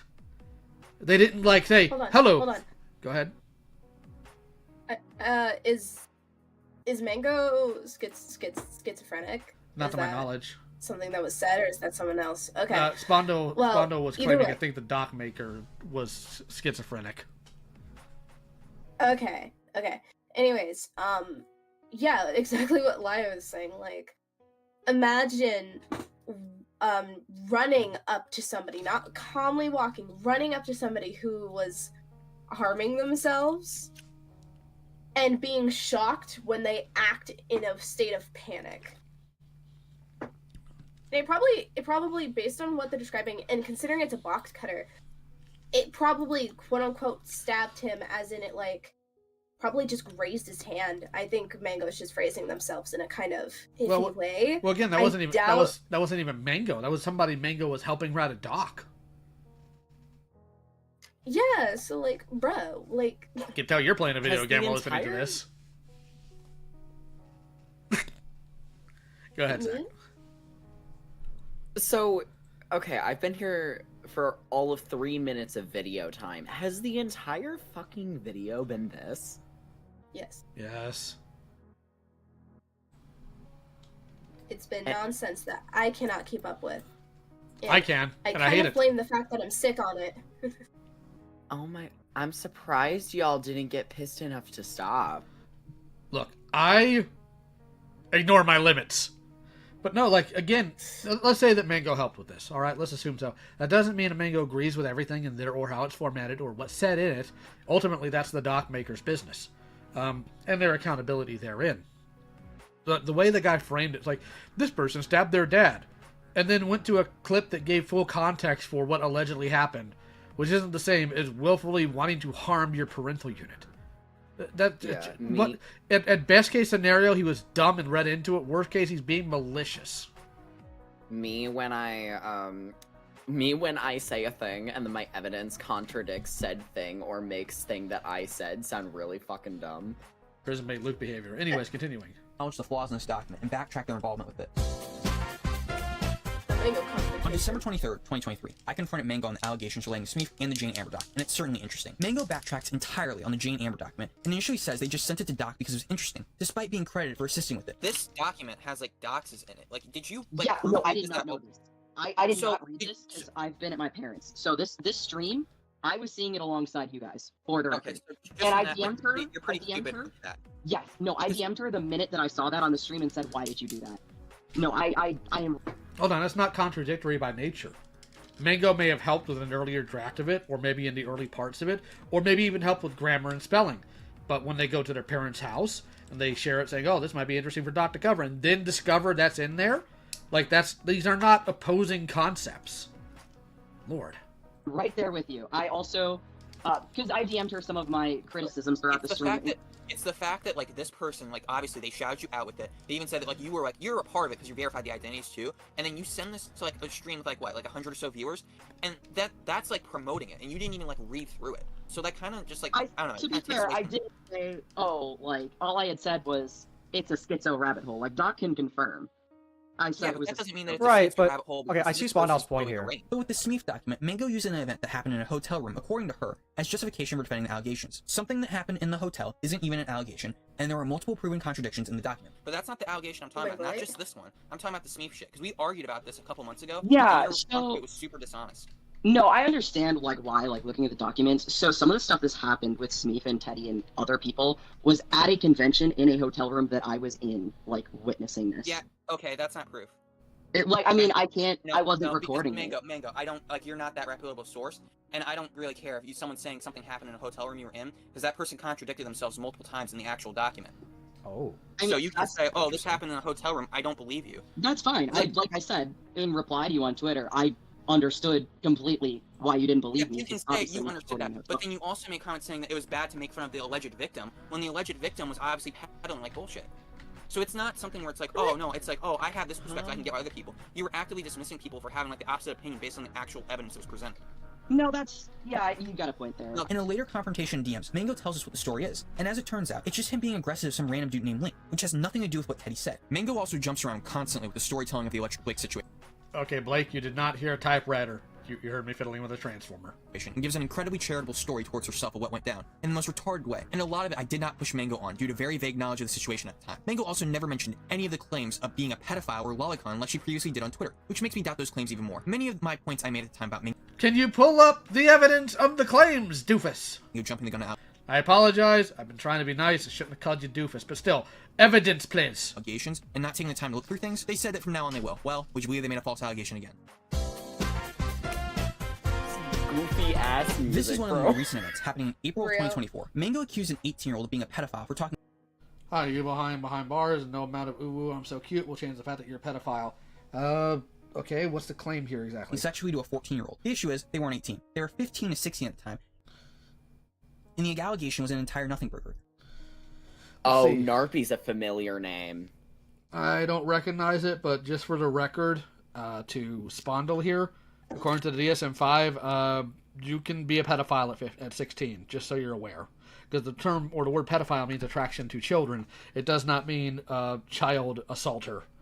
The worst part is Mango entirely lied and said they didn't call an 18-year-old pedophile. I want to say this. Yes, Lio is correct. The youngest age that you can possibly be diagnosed with, I believe most paraphilias actually, is 16. And for I could be entirely wrong on this. The minimum age, okay, hold on. the max age gap you can have is 5 years. So if you're 16 and you're attracted to an 11-year-old, that is pedophilia. Yes. I don't personally agree with that. I think it should be like 3 because that's like, those are preteens. If you're a teenager and you like a teenager, I think it's kind of different. Also, it says here, so you can call them a pet. So you call them a pedo. Mango says, "I said there's time to delete your account," and they say stop lying. That's not evidence that Mango's lying. Like, how long ago was this in comparison? Let's see here. Yeah, it doesn't give me the date of when these tweets were made. Maybe Mango just didn't remember everything. There's a lot of assumptions here. And I see the screenshot, but that's from like we don't know when the screen 6 years ago.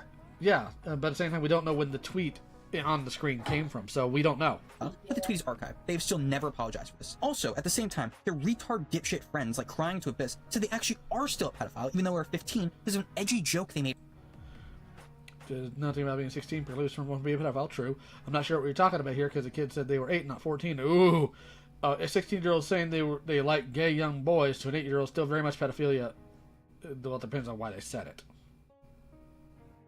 Depends on why they said it. This does not inherently read to me as edgy joke. I need more than just that. And so should you, Spondle. Privately. When Mango was confronted on this later, she brought up a new point that this narky person would share around cub porn, which is basically furry lolly, which actually seems to be pretty damaged. During this time in 2018, I didn't understand what cub art was and was under the impression that it was similar to normal not safe for work furry art because of how— I don't believe you. I don't. You're a liar. There's no way you look at that and say, oh, this is just like regular furry art. You're dumb. You're lying. This is Narpy? That's crazy. Yes. If I remember correctly, because I looked this up because I'm like, Narpy's name is fucking familiar.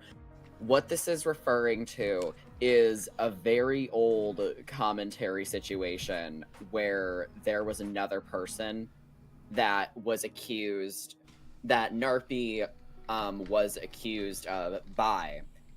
I'm so bad with phrasing right now. My brain is fried.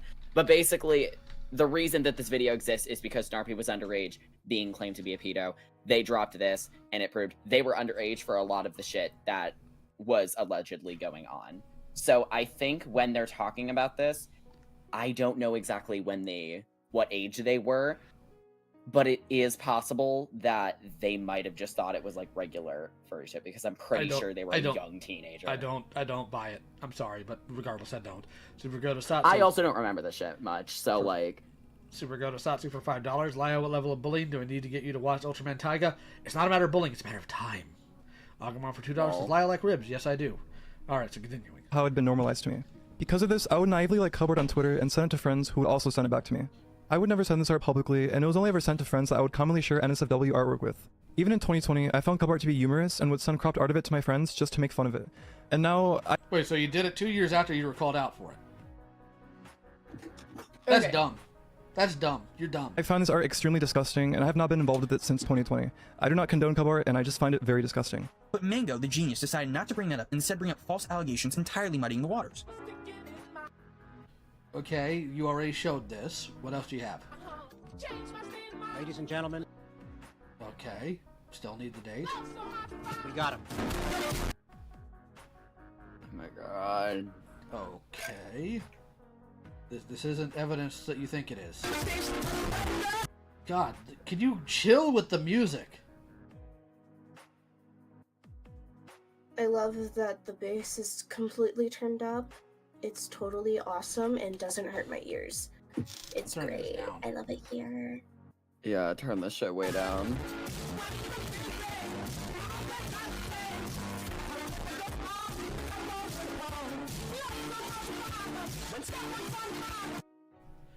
Spondle, putting ear harassment essentially isn't going to make people want to watch your video more. They're just going to get annoyed with it. Like, please don't.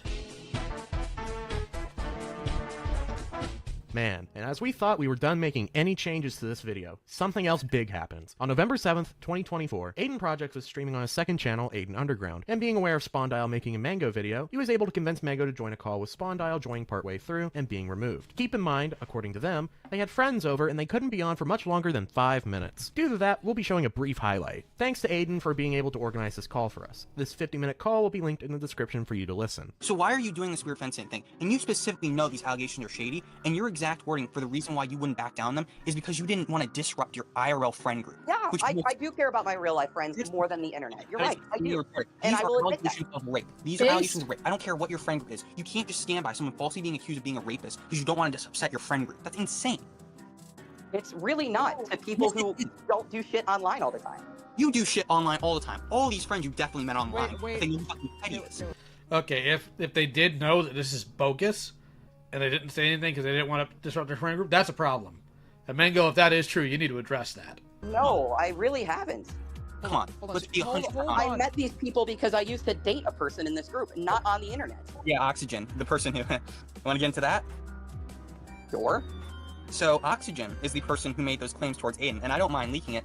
You were financially exploiting him, too. Were you aware of that? Why would you... Well, fuck it.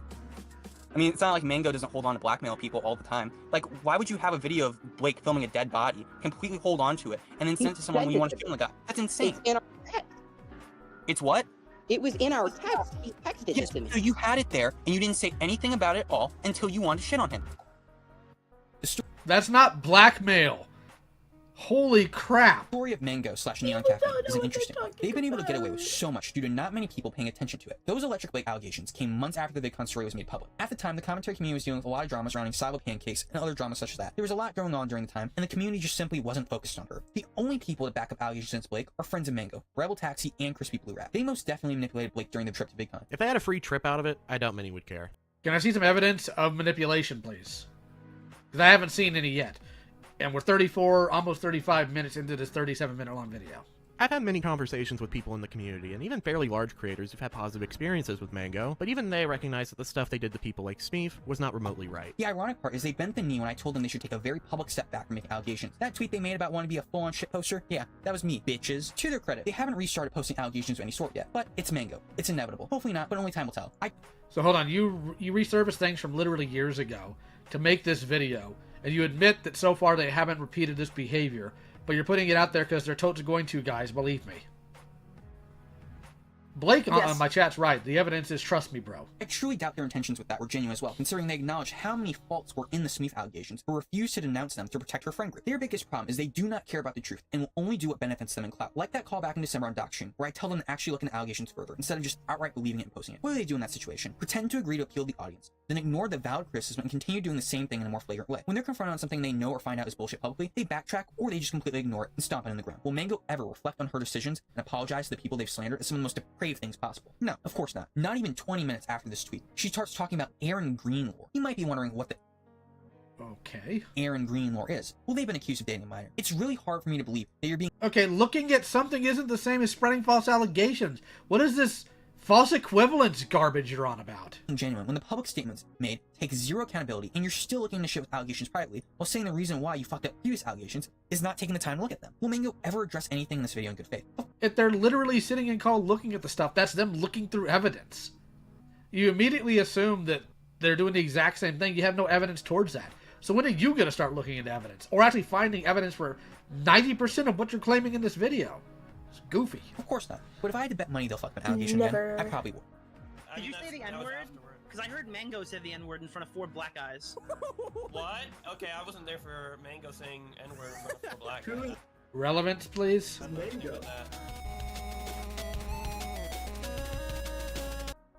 Wait, so hold on. This was written by Omni Edgar, or Omni Edger, not Spawnville themselves.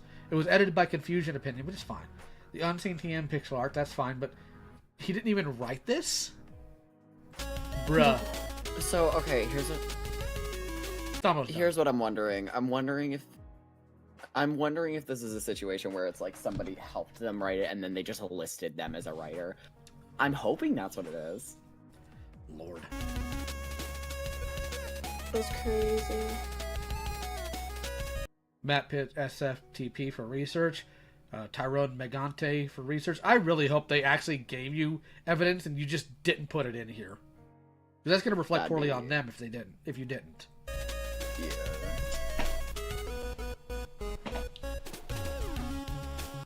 That's it. That's literally it. We just spent how long? An hour and a half going over this 37-minute video. Well, okay, 5 of that was me doing technical issues. For nothing. There was nothing here. There was nothing of substance. I am angry. I want to go home. Aren't you in I'm your tired house? of this, Grandpa. I've been Let's tired too of this. damn bad. Oh my god. Y'all bitches better have some good media-related content. This shit was exhausting. Well, they don't. Most of it's just like, here's somebody's, video on Transformers Prime and whatnot. That's fine. Give a shit to argue about. Well, maybe let's look at something goofy and go from there, okay? Alright, let's go. Look at the funny video I sent you. It's funny, very funny. It's a meme, but it's very funny. No memes. Dang it! I still propose that we do a stream where Elia looks through the fucking 2-3 months of backlogged Instagram memes I've sent him. No. But I'm going to make everybody suffer. Or watch It's Jobby. Jobby, and today is Jobby. And watch Jobby suffer. For, 7 years ago, I think? Yes. Alright, let's see what Jobby has to say about this guy. Today we're taking a look at the. So in your opinion, Mango does it wrong. No, I'm saying if Mango did wrong, I'd like to see actual evidence of it. Please. Please, actual evidence. X-Transbots, Apollyon. It's not Megatron, I swear. Looks like it's missing something. It seems like she lied about a lot of people. First of all, let's get that right. Well, thank you for correcting that. I'd need to see actual evidence. Not just Bondle saying, trust me, bro. There you go. And because there's little imprints of the logo on his hands, I decided to put stickers on them as well. And for those of you who don't know what Transformers is, where the hell have you been for the past 10 years? Watching movies that don't suck? If you couldn't tell by the weird name and the lack of a logo, this is not an official Hasbro product. It was funny. made by a That was a third-party funny name. company called X-Transbots. But this may as well be an official product because this thing is awesome.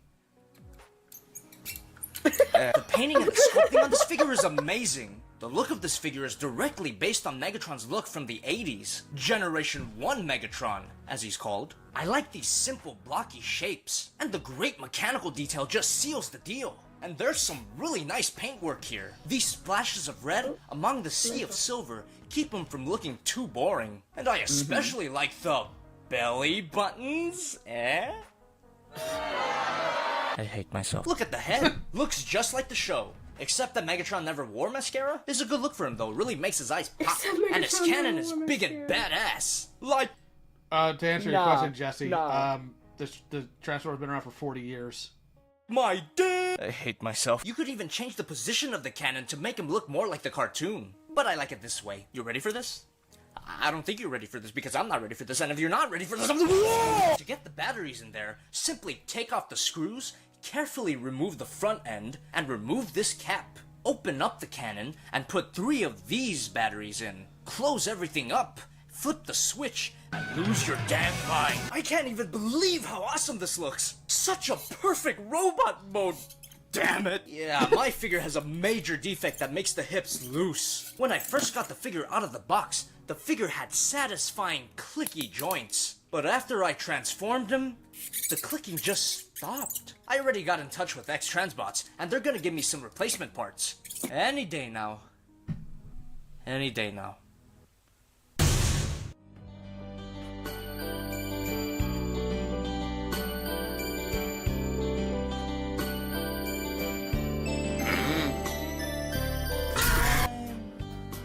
I've been passing time. This man worries me. I love him. Nah, this man's great.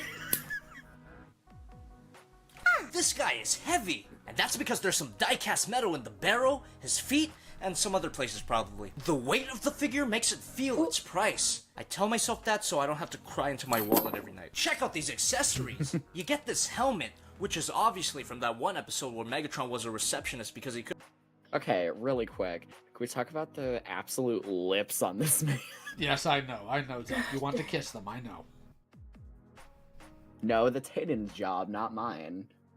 Stop trying to kiss the robot. But I thought you liked older men. You don't get much older than 4 million years. I mean, this is true. However, he's not my body type. I personally am not into aluminum. It's not aluminum. Cybertronian flesh metal. Couldn't pay for his college tuition. And this key to his, and an alternate chest panel with, energon tumor. Also, this panel can open up to reveal, thing.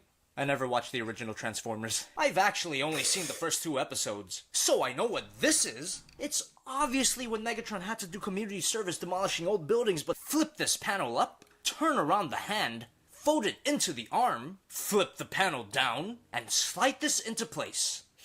And if you take this Bandai Time Machine Nations Act 5 for Mechanics Clear stand, not included, you can hold up the mace. Getting it off is a different story. I'd recommend sanding this part so that the mace slides off easily. Now if you saw the Transformers movie, the only one that exists, what did you think I meant? You'll definitely know what these are. The Murder of Prime starter pack. Peg them into his hands, and he's ready to make Optimus fall. Forgot to wrap his fingers around, and this is the best thing ever. He's got individual ball-jointed fingers, and each finger has 2 joints. Some people might find this annoying to deal with, but whatever, man, I like my spaghetti fingers. The rest of the figure is very poseable.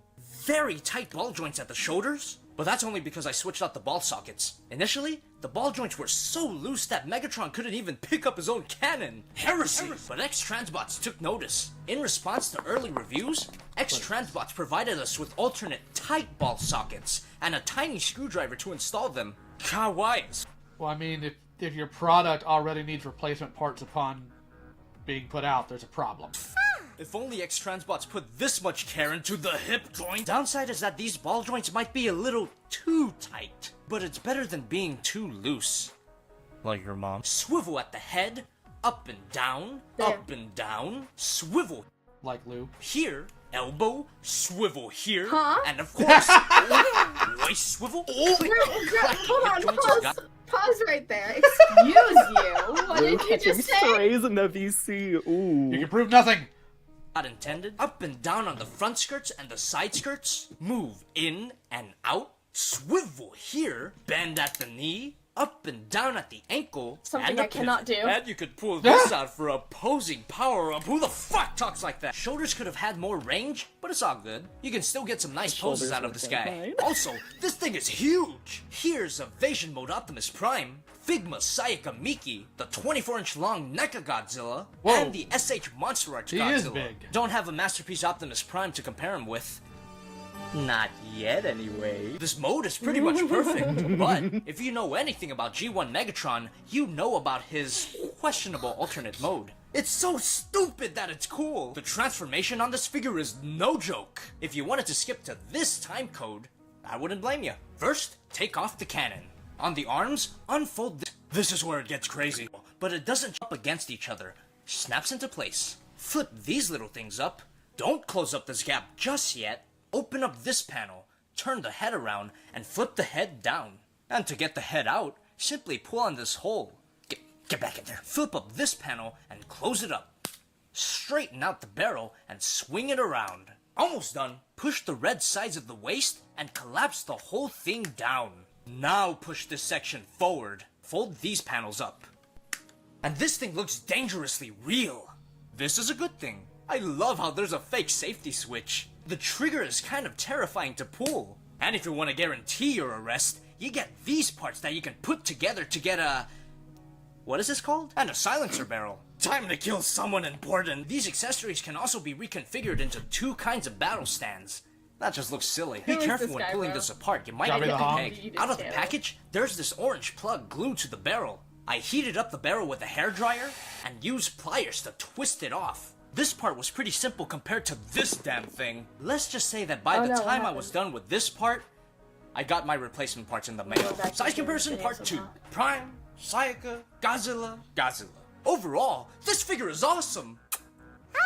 From the epic box to the transformation designed by Satan, this figure is an experience. If it weren't for those loose hip joints and the painful month-long wait, this figure would have been perfect. So thanks to X-Transbots for sending me these parts, even if it took too long to get here.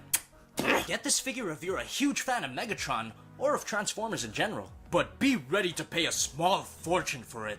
This figure is not slagging cheap. Totally worth it though, because it comes with a card. No. Who gives a shit? What am I doing with my life? If you like this video, give me a like and a comment. And don't forget to I love this dude. Immediately, I love Dude's him. amazing. His name is Jobby the Hong. I'm actually one of his patrons.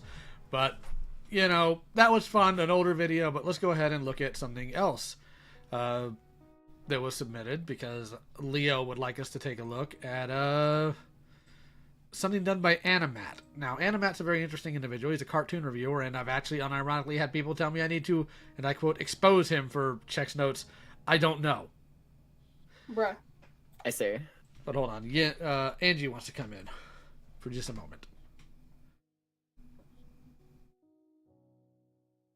It's illegal to not have an orange cap on when you sell. It means nothing about the ones you have personally.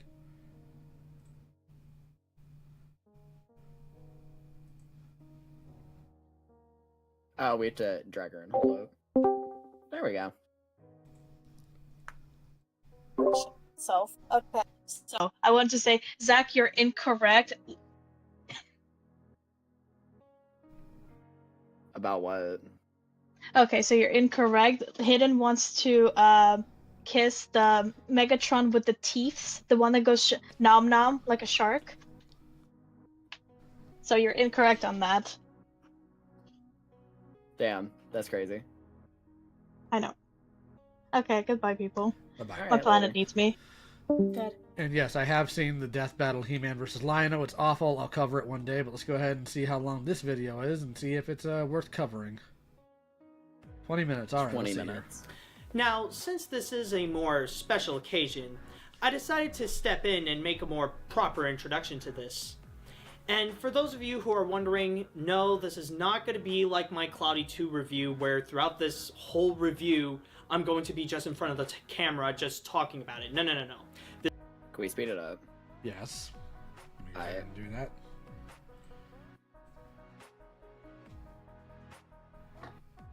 This is going to be like any other review, and it will have the same structure. It's only going to be in the beginning and the very end of my review, like, you'll see me in front of the camera. But anyways, back onto my intro. Now, for those of you who have watched my videos, like, quite frequently, some of you may know that I do not like Cloudy with a Chance of Meatballs. In fact, it's one of those films that always pinches a nerve every time it's brought up, no matter where it is. In fact, throughout this whole time, I've been calling it several different names, from Cloudy with a Chance That This Sucks, the Cancer of Animation, the Disgrace of Animation, and also my arch nemesis in the form of an animated feature. In fact, the sequel, Cloudy 2, is literally one of the worst films I have ever seen, period. And so... I'm so mad that he missed the opportunity to call it Cloudy with a Chance of Sucking Balls. Like, it was right there. Ladies and gentlemen, of course the gay guy figures that one out. Yeah, of course. Yeah, and they were better than every insult this guy had. And what? Be gay, it's better. He seems like irrationally angry at this one movie. Far has the lowest score ever in my Animats reviews. Now, it could be possible that in future episodes of Animats Classic reviews, there will be some that'll have a lower score than in Cloudy 2, but just in Animats reviews, it's Cloudy 2 with the lowest score so far, and it's going to be very hard to beat that. But, anyways, back on to Cloudy 1. What's actually interesting about Cloudy 1 is that the only thing you know from me... Why does he have a stainless steel sword, like, put through his drawer handles? Can we... Is that I say... Can we just address this entire setup for a moment? We have the iMac monitor with what looks like a fucking Toshiba in the back. Like, and then we have the Mickey Mouse sticking out of the vertically stacked Blu-ray copies. The orange and blue clashing with a beige desk, and then a sword in the handle of the drawer with a landline. Yes, Zach, I know. He is not Queen material. I get it, I get it. No, he is not. But no, like, I don't know how old this video is either. And, you know, I've been angry at media before. I don't consider them personal nemesis, though. It's kind of weird. Cloudy sucks. That's it. No major explanations or stuff like that. The most that I've ever explained about Cloudy 1 was in my Cloudy 2 review, and that's practically it. I never really went down to, like, the major problems. Hold on real quick. Buddha, maybe if we talk about him as a person at some point, but right now we're just going over his media review. And all that kind of stuff. Or, like, go into it in full detail. So, not only is this review going to be just like any average review where I look at the strengths and weaknesses and say if it's a good or a bad film, but this will also answer the big question that a lot of people would have. What is my problem with Cloudy with a Chance of Meatballs? So, with that said, this is not going to be a review for the fanboys or for those morons who just want to hear good things about it just for their own self-satisfactory needs. This is a review for those who want to listen and to understand what I have to say about this film. So, what is my problem with Cloudy with a Chance of Meatballs? Okay, so here's my problem with reviews that immediately state that up front, is that, because I always think back to something that Anthony Fantano says when he reviews music, where he says, what is the point of me making a review? It's to make you pay attention to the piece of media and come to your own conclusion, even if you disagree with my own take. To me, this just reads as, you will hate this movie. I'm going to make you hate this movie and explain exactly why I hate this movie so you will also hate it, rather than encouraging a full conversation. And also, I'll see if this is actually speeding up, because I don't know if it's actually working. Let's find out. The story. I don't think I'm going to break any hearts when I say that the story isn't the most original piece out there. It's the same old underdog story retold so many times where the main character starts out as a loser, then becomes big because of a thing he did, the thing goes haywire, he's back on the bottom, and now he has to fix the problem to save the day. The problem with the story is that it doesn't really do anything to add into this in order to make it stand out. Instead, it just fills it with dumb cliches and subplots that go absolutely nowhere. That, and trying to throw as many jokes as they can non-stop, which, I will admit, a few did make me chuckle, but the overall humor is just often very lowbrow and not even clever in the first place. However, there are a few things where I could see where the movie is going with. First off, I can see where, at the beginning, they try to set up a more silly tone of the premise of raining food by making Swallow Falls an island where people only eat nothing but sardines. It makes sense, and it does help with the setup of the movie's main presentation. Another thing that is kind of nice in here is the heart of the movie, which is the subject of a father-son relationship. It puts the movie at a more calmer pace to appreciate how the characters feel about each other.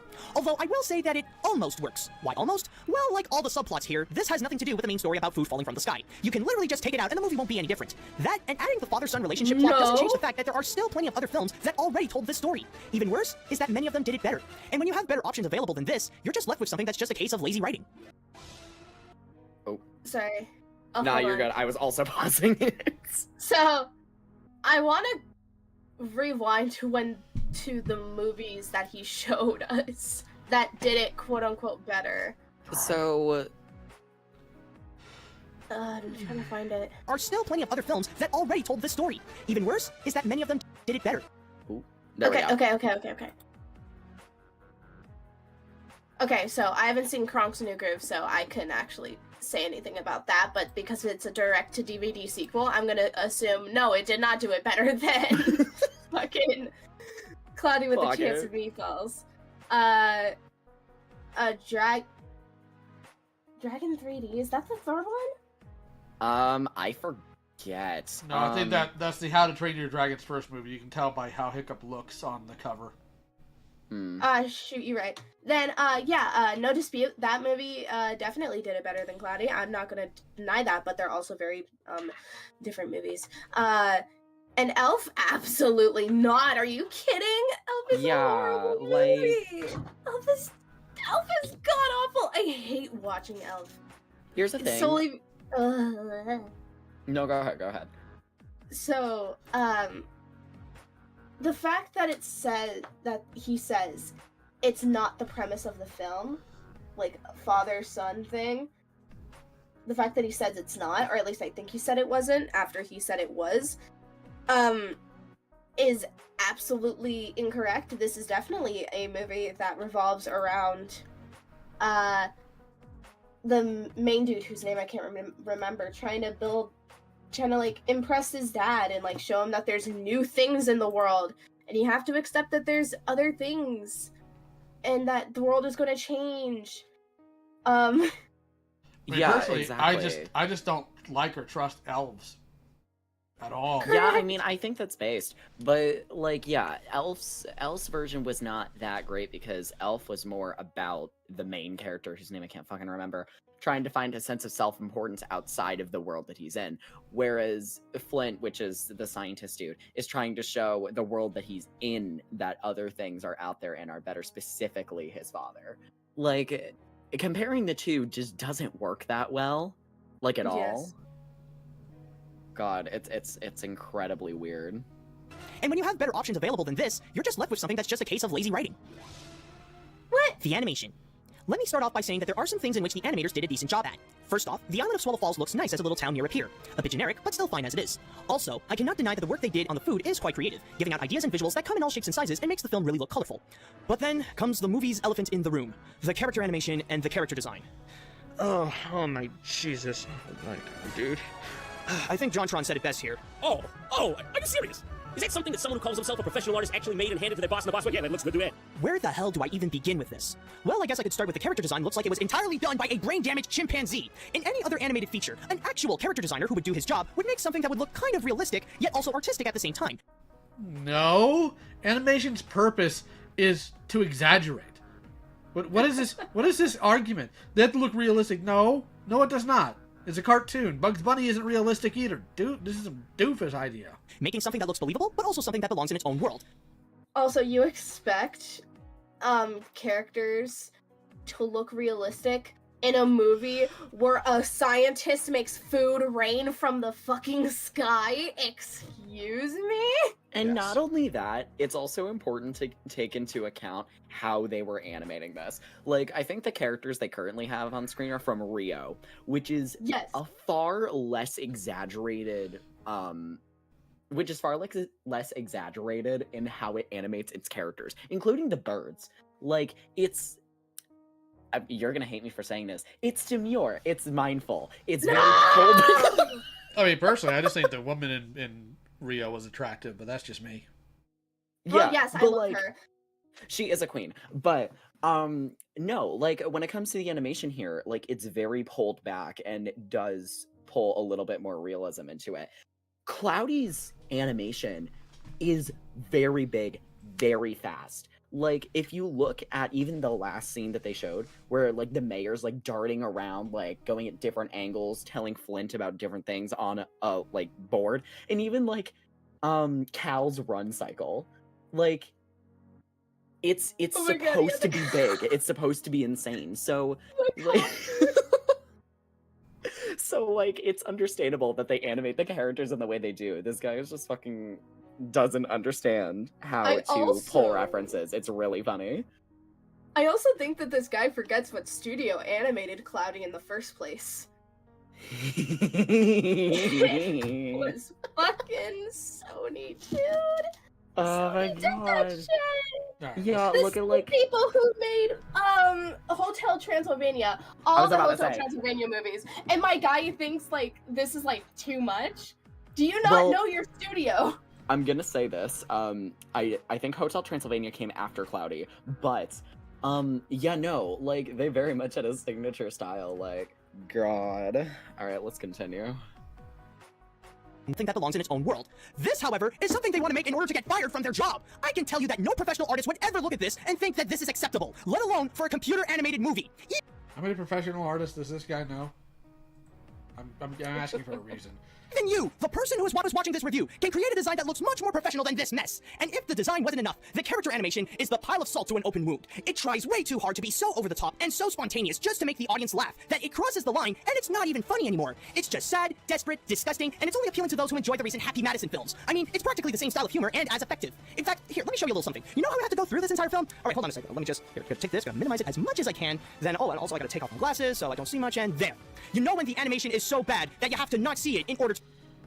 I want to know this guy's opinion on the Hotel Transylvania series, because Me that too. would be amazing. Well, I'm just wondering if maybe what he's conflating bad animation from just being overwhelmed or overstimulated. I wonder if that's the case here, because the animation in this film was not bad. Was it a bit rubber hose? Yeah, but that was the intention. So, just weird. Seriously, this is something that I expect from Video Brinquito, not a big budget animated feature. Even Hoodwink did a better job than this. Like I said, there are a few good things Hoodwink about was a different studio! Also, don't you dare talk shit on the camp masterpiece known as Hoodwinked. Oh my god, I love Hoodwink so much. It's so fucking good. But what they did with the characters is why the animators should seriously consider a career change. The characters. Okay, let's see what we got so far. Let's see, we got a very generic story, hideous animation, what are we missing here? Ah, yes, characters that make the viewing experience really painful. I've already mentioned that the writing just sucks, but the thing is that when this happens, it also affects how the characters are, giving out a cast of bland, one-dimensional characters that offer nothing to the film but reasons to hate them. For example, Sam is an obnoxious love interest, Baby Brent is an annoying comic relief, and the mayor is a stupid villain. Speaking of which, the mayor and Flint are the only characters that actually have a purpose in this film. Everyone else is dumb filler and just tools for Flint to work with. However, this does not apply to everyone. Excuse you, the dad is like Flint's catalyst. Like, what are you talking about? Yeah, also, on the point of Brent specifically, because I don't remember Sam that well, but, Flint specifically, like, went out of his way to try and get Brent to break out of the shell that he was in.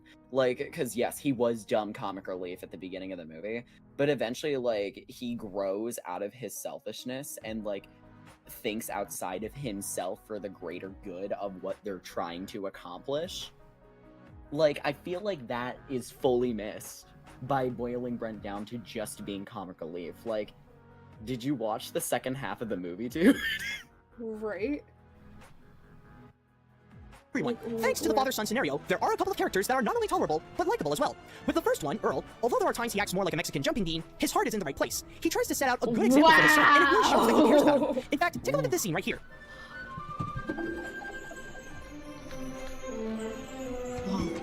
Happy birthday, son. Dad? This is your day. Go have fun. I love you guys! You're awesome! You too, son. This scene alone is truly a heartfelt moment, and you could only wish that there are more scenes like this instead of stupid place is Flint's dad, Tim Lockwood. Like Earl, he cares about his son, and even if he doesn't want Flint to go out and make his inventions and stuff, that's because he's just concerned about his safety and just wants him to have a more safe and stable life in the family business.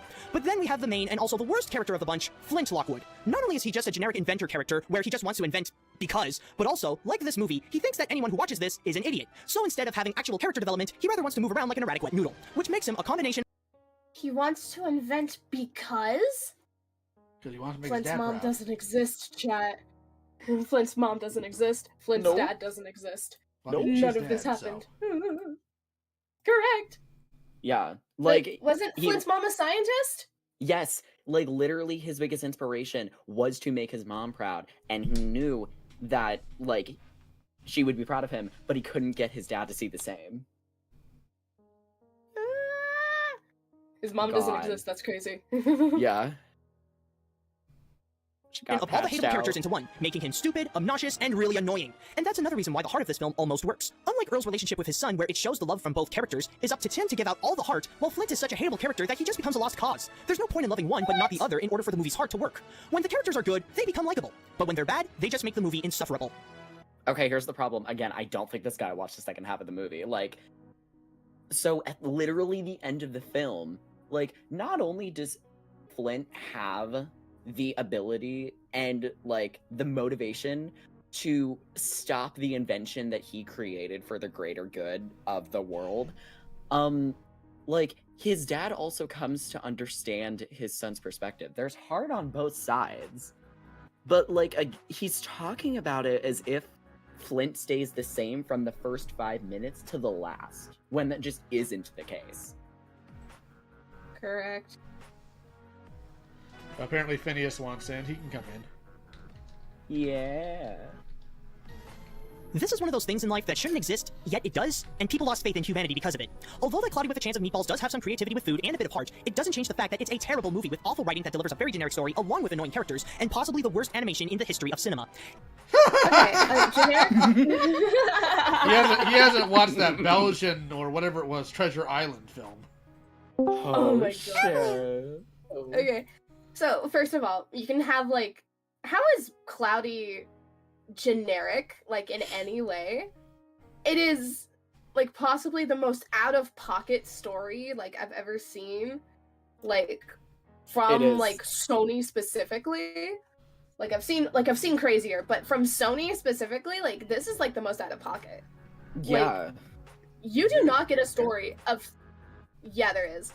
It's a watch together room, but there is no way you think that food raining down from the sky because a nerdy scientist wants to make his dad proud and show his mom that he is good without him. Like, there's no way that you think that's normal. The cliches, sure, but cliches work because they're used in a good way, and the cliches in this movie are used in a good way. Yeah. Zach, go ahead and pass Phineas the link. Yeah. Okay, here's the thing, Lio. I think you have to do it because when Lou passed it to me, it said the invite was invalid. I think you have to give it because you're the host. Imagine being invalid. I can't imagine someone not being valid. Oh my goodness. Yeah, no, never. Only in Darth Phineas world. Yeah. Which does actually exist. There's an image of it. Oh, hell yeah. Yo, when Phineas ready's up, we will continue. Let's talk more shit. Alright. But yeah, like, I will say, like, this movie isn't perfect. I don't think we're saying that. But, like, especially the sequel. I don't think the sequel's perfect at all. Oh, no. But the reason that, the reason that this review is just so ass is because it's so devoid of understanding of what the entirety of the film is. It takes everything, like, on its face, and you would not have known that, like, Matt fucking watched the whole thing through. Because to me, it just reads like he never got to the end to see any of the points that he's making get contradicted. All right, so Phineas let's is continue. deafened.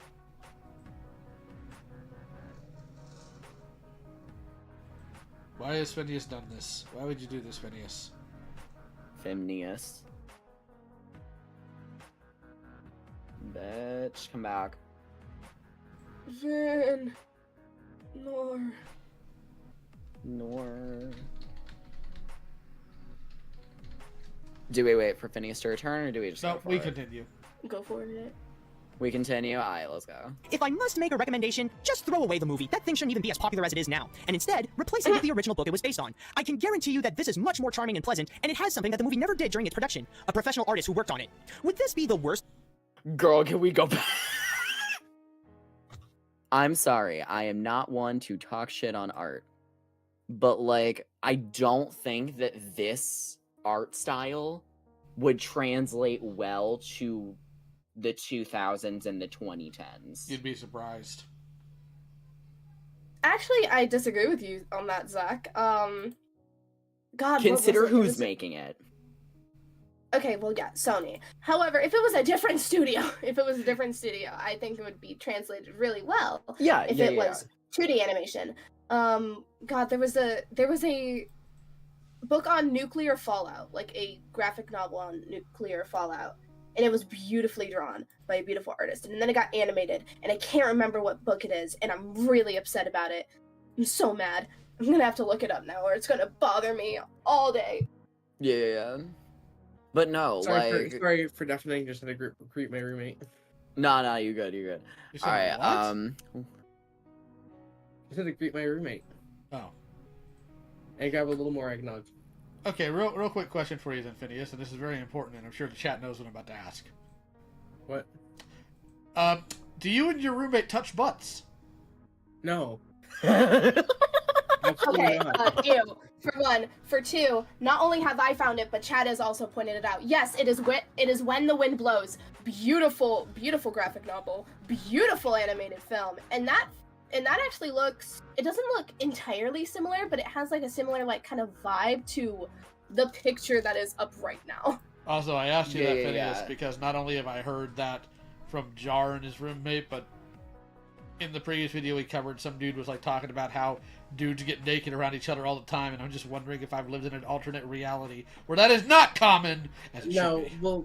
well, I think that part of it, right, like, I'm saying that that's not normal, right? Like, objectively not normal. I've never had that in a roommate situation, and I think it's silly to assume that that's normal for a roommate relationship.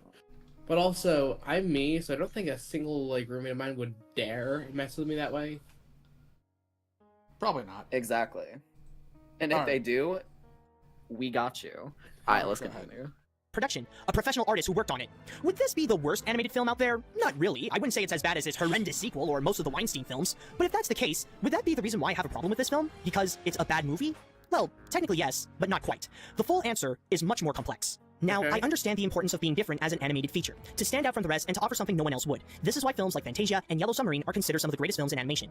However, just because a movie is different doesn't mean it's a good thing. Sometimes there is a reason. Fantasia, yes, but Yellow Submarine, greatest animated film? I wouldn't even put that in the top 100. Yeah, be so for real. I don't hear that regarded often by, like, a lot of people, and I know a lot of, like, people within the space. I went to school studying film. Yellow Submarine's, like, never talked about, ever. Yeah, these people. reason why no one else like Disney or DreamWorks would do that, and Cloudy is the quintessential film that is different in the worst way possible. Why? Well, as you may know, animation is having a very hard time to be seen as a respectable film medium instead of a genre only meant for kids. What this movie is doing is just enforcing that stereotype, making the animation industry look bad by presenting something only little kids with no sense of good quality can easily be distracted to. The book was for kids. Okay, I understand the point that he's making. It's just Cloudy is not the movie where you can reasonably make this point. I think a good way to make this point, Norm of the North, probably Hoodwinked, even though Hoodwinked is a camp masterpiece. Like, there are other examples that you could pull from, but Cloudy's not the one where you could reasonably do it. See, I think the wild thing with, like, Animat's things, because I used to watch it when I was younger, is I feel like his content feels rather emblematic of the animation is of the animation is for everyone mentality. I feel like it's a lot of, like, his camp of, like, reviews that a lot of that came out of, but it's so interesting his like massive bias against Sony for the longest time, meanwhile on the other hand favoring Illumination like all the time. Because like he's got a really big track record of where he tends to review Illumination stuff more positively than most critics do.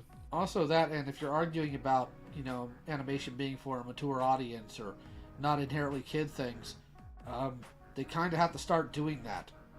And this video or movie probably shouldn't have been the jumping point there. It just sounds to me like he has some other issues that he's just taking out on this movie.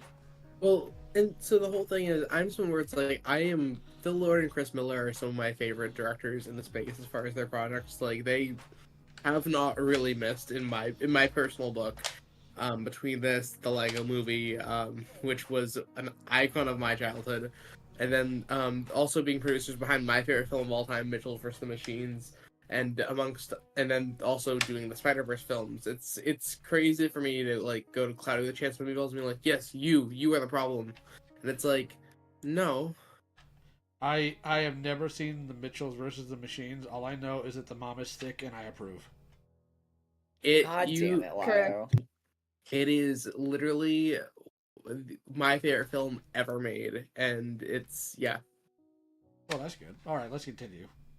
Yeah. But what makes it even worse in this case is how people are so forgiving to this film, just by how it is as a dumb kids film and the minor novelties it offered, whether it be the food animation, the small use of respectable actors like Mr. T, Neil Patrick Harris, James Caan, and Bruce Campbell, and the fact that this is the directorial debut of Phil Lord and Chris Miller, who would after rightfully leave Sony Pictures Animation in order to actually make good films for once. And through this positivity and attention, it only gives...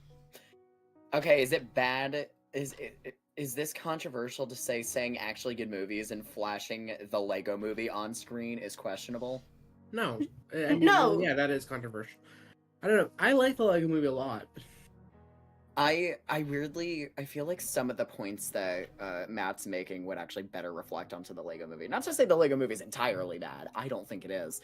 But yeah, I feel like it's lesser than Cloudy is. It has a lot more like, you know, like kind of like kid humor, the Lego Movie. It has a lot more of that like staple humor that like most kids would go around quoting like around like their friends and stuff like that. It's like, let me see how I historically scored these films, because I have rewatched these both within the time that I had Letterboxd. Okay, so real quick, people bringing up how this, or Girly Whoopa specifically saying like, you know, they went back to Sony to do the Spider movie duo, but I don't actually know when this video was made, so that may have been before this. This was 10 years ago. Okay, definitely before that then. But also, I will have you know, I am not, and I quote, down bad. I just have a specific type, and that's who I married. I married a thick woman. I find thick women attractive. This is nothing unusual for me. oh yeah. Yeah, you can't be down bad when you're down horrendous. That's you, Zach. I've heard about your Tinder exploits. Oh my god, it's not Tinder. Grinder. What? Look, I'm not gay. I don't know these things. Like, if you're going to call me out for being into men, at least get your terminology right. No. This is to my generation what every game console was Nintendo to my parents' generation. Y'all are saying this, and I literally just got back tonight from hosting a speed dating event for people from ages 35 to 44. No way. Of all the people to host that, why you? Well, so a friend of mine had a gig at the Hershey's thing, and it was like, hey, this thing pays really well, like $115 for like 2 hours of time, right? And I'm like, yeah, I'll take it. And I did it, and it wound up going pretty well. It was fun. Phineas, you hosting anything in relation to dating is almost like me trying to balance the books for a whorehouse. It seems very out of character. I mean, for sure. The whole thing is it's just the better way to put it, right? It's a whole thing where it's like there's like 8 rounds of like 8-minute dates and stuff that people do, and basically all that it is as like the host is you're trying to make sure everyone finds like their match and makes sure no one like is getting hurt or anything and things go well, and that's chill. That's very doable. Right. It's just being a good host, which I'm very accustomed to at this point. To Zombie Kitty, hey Lio, what do you think about Elastigirl? What don't I think about Elastigirl? Yen for $2, Zach not straight. Super good Asatsu. Lio is not down bad, it's called Cultured You Peasants. True. Alright, we got 6 minutes left and I'm tired, so let's get through this.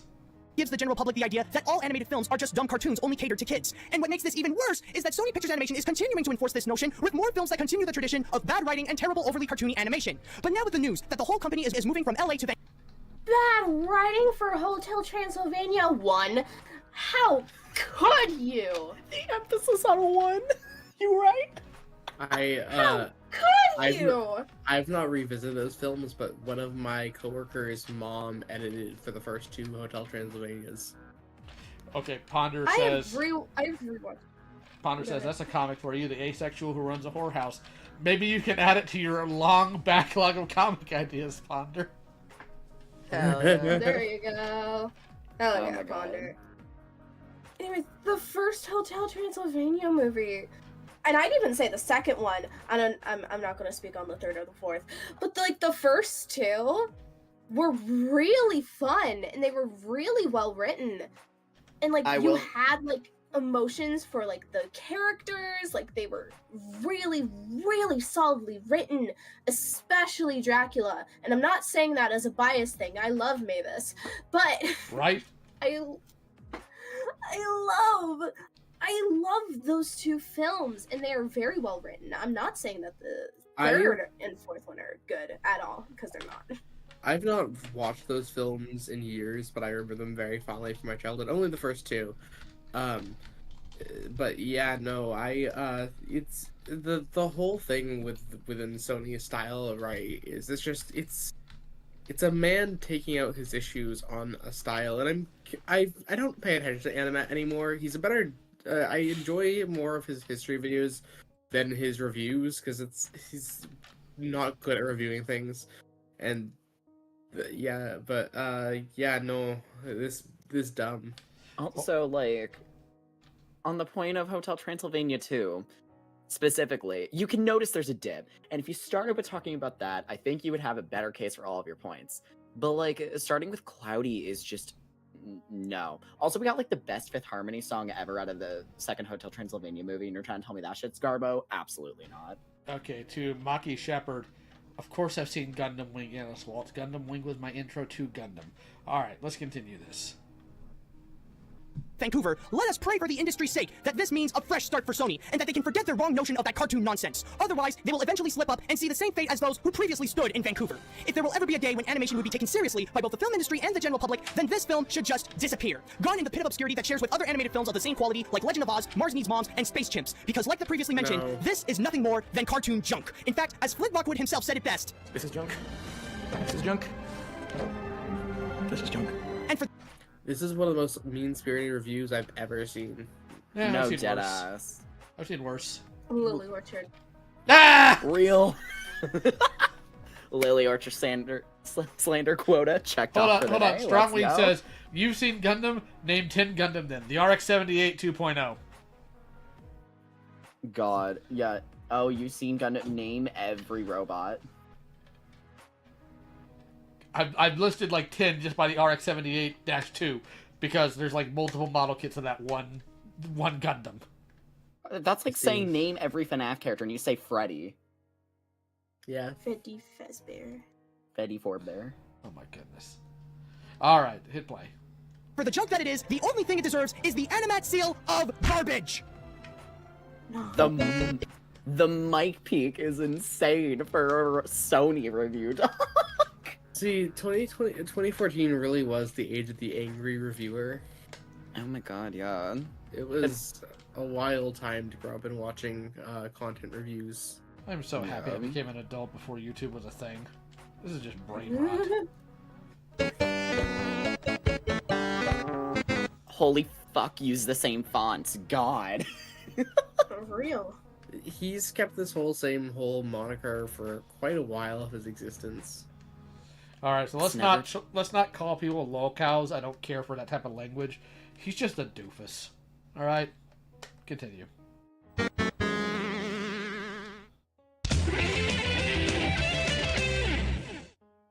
Hey guys, this is Animat, and welcome back! Now, the funny thing that I want to mention about this review is that ever since I picked it out of the animation hat, a lot of people have been emailing me not to review this film, to actually, like, pick another movie out of the animation hat and giving me these messages like, "You've suffered through Cloudy Review, why are you making it even worse with Cloudy 1?" and all that stuff. I just find that kind of hilarious, but, if I can be very honest, I'm actually very, very happy and finally relieved that I can finally review Cloudy with a Chance of Meatballs and have this opportunity to do this, because, I've actually been holding this in for a very long time, like, ever since I first saw the movie in preparation for the sequel, and now that I finally did this video, I finally said what I have to say, and said how I feel about this movie and all that stuff, and finally put it all together and put it in this one big video for everyone to watch and to listen to. That is if the people are willing to listen and not be idiots on the keyboard going, "No, I like this movie, you are wrong." Counterpoint. Screw you, I like this movie. I'm kidding now. Imagine Cloudy with a Chance of Meatballs being your #1 op, bro. Your personal boogeyman. Oh my god. But alright, anyways, another thing that I want to mention is that, is everybody who's going to watch this think that I'm right about this movie? Not really, no. Is everybody who watches this video will agree with me about this movie? Well, not really, no. Well, that's the thing with reviews and stuff like that. Not everyone is going to agree with what I have to say no matter what film it is, rather it be a great film like Frozen or a terrible movie like Legend of Oz. But the thing is that the only thing I ask from you guys from this review is just to understand me. Now, not just understand the big picture and just think that Animat says Cloudy sucks and he gets it the Animat seal apart. I understand you. You are a doofus. That is all. No, not that.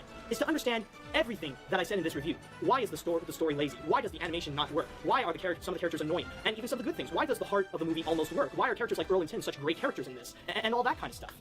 And, you know, if I can manage to have at least one person to actually listen fully to this review and understand everything that I have to say and put it and, like, make the person think and, like, put what I say into consideration, then I know that I have succeeded as a film critic. It's making me think about clicking off the watch together. Jesus. Well, we're almost done. And then after that, I'm going home. Mentally. You're going to bed. Home? But anyways, Yes. now that this is finally over and the Mentally franchise is home. fully dead as it should be, it's time to move on to the next review in the animation hat. And by the way, if you guys have an animated film you would like to just... Okay, I think he's just picking his next review. Alright, cool. Yeah, let's hear it. Let's hear what it is. I'm curious. to suggest, and I'm putting the animation hat, then write me an email at animatreviews@gmail.com. Alright, so I have never been this excited to do this again in a long time, honestly. Okay, there we go, okay.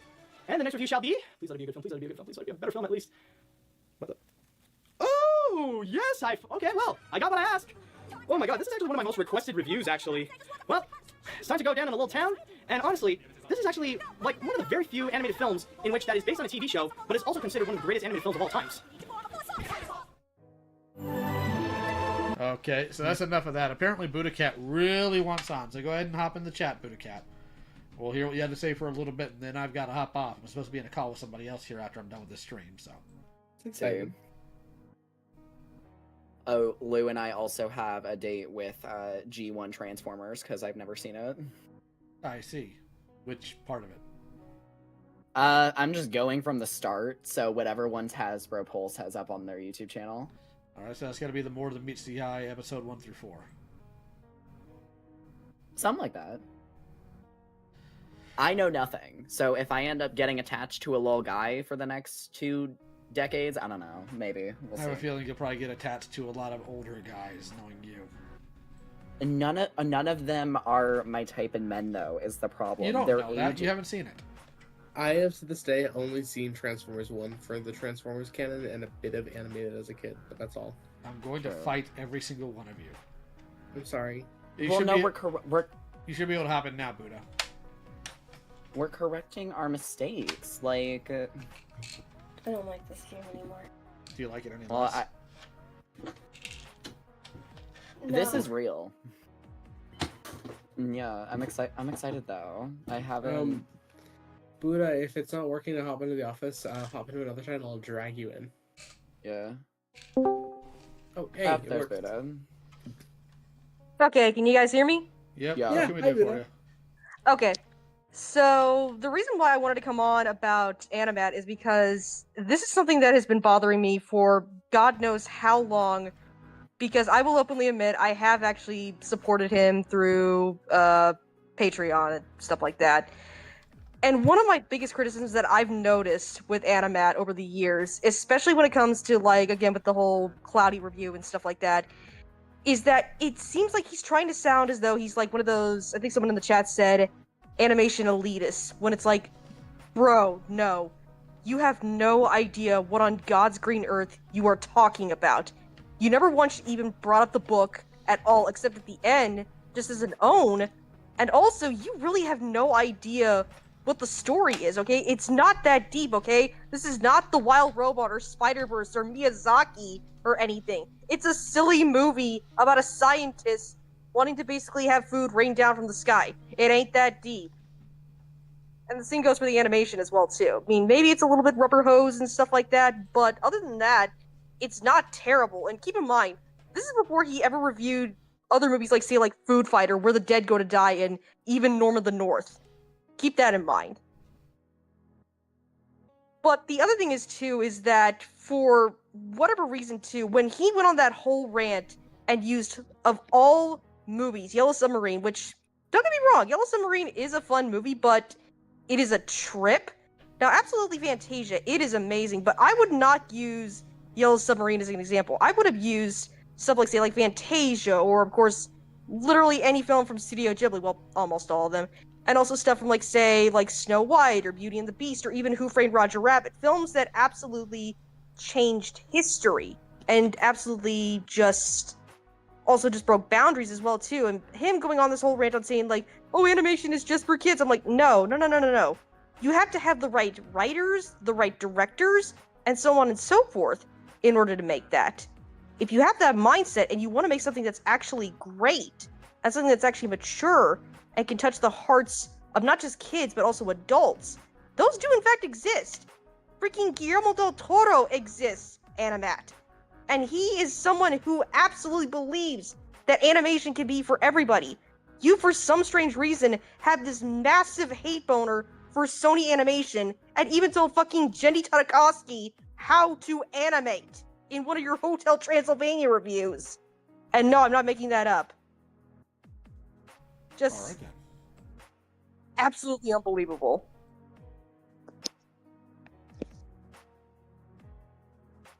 That was a lot to take in. Yeah, but it's just absolutely absurd, and I will admit that I was also a pretty big animation elitist as well too, but then I realized, you know what? Not everything has to be like all Studio Ghibli or the greatest Disney and all that kind of stuff. Because when you have the right people, you get some amazing stuff. In fact, another good example of a movie that so many people absolutely love and nobody had any faith in it at all, and it ended up being good, is The Lion King. Because Disney had absolutely no faith in that movie and thought, oh, well, no, Pocahontas is going to be great. But instead, no. It was The Lion King. And that one ended up changing so much for them, and Disney was basically like, oh shit, I can't believe it. It actually did this. Alright, well, It's while this conversation or topic is fascinating, I am extremely tired. Sorry. But anyway, yes, that's my whole 2 cents and rant about Animat. I could probably go on a longer rant if you ever want to try to do that again. But anyway, I will let you go to bed, Lio, and thank you for having me on. Alright. Bye, guys. Thank you all for joining me. We'll probably do something next week, too. Maybe something not related to looking at content. We will see, but you guys have a good night, and thank you for support. Later, bitches. Same time next week.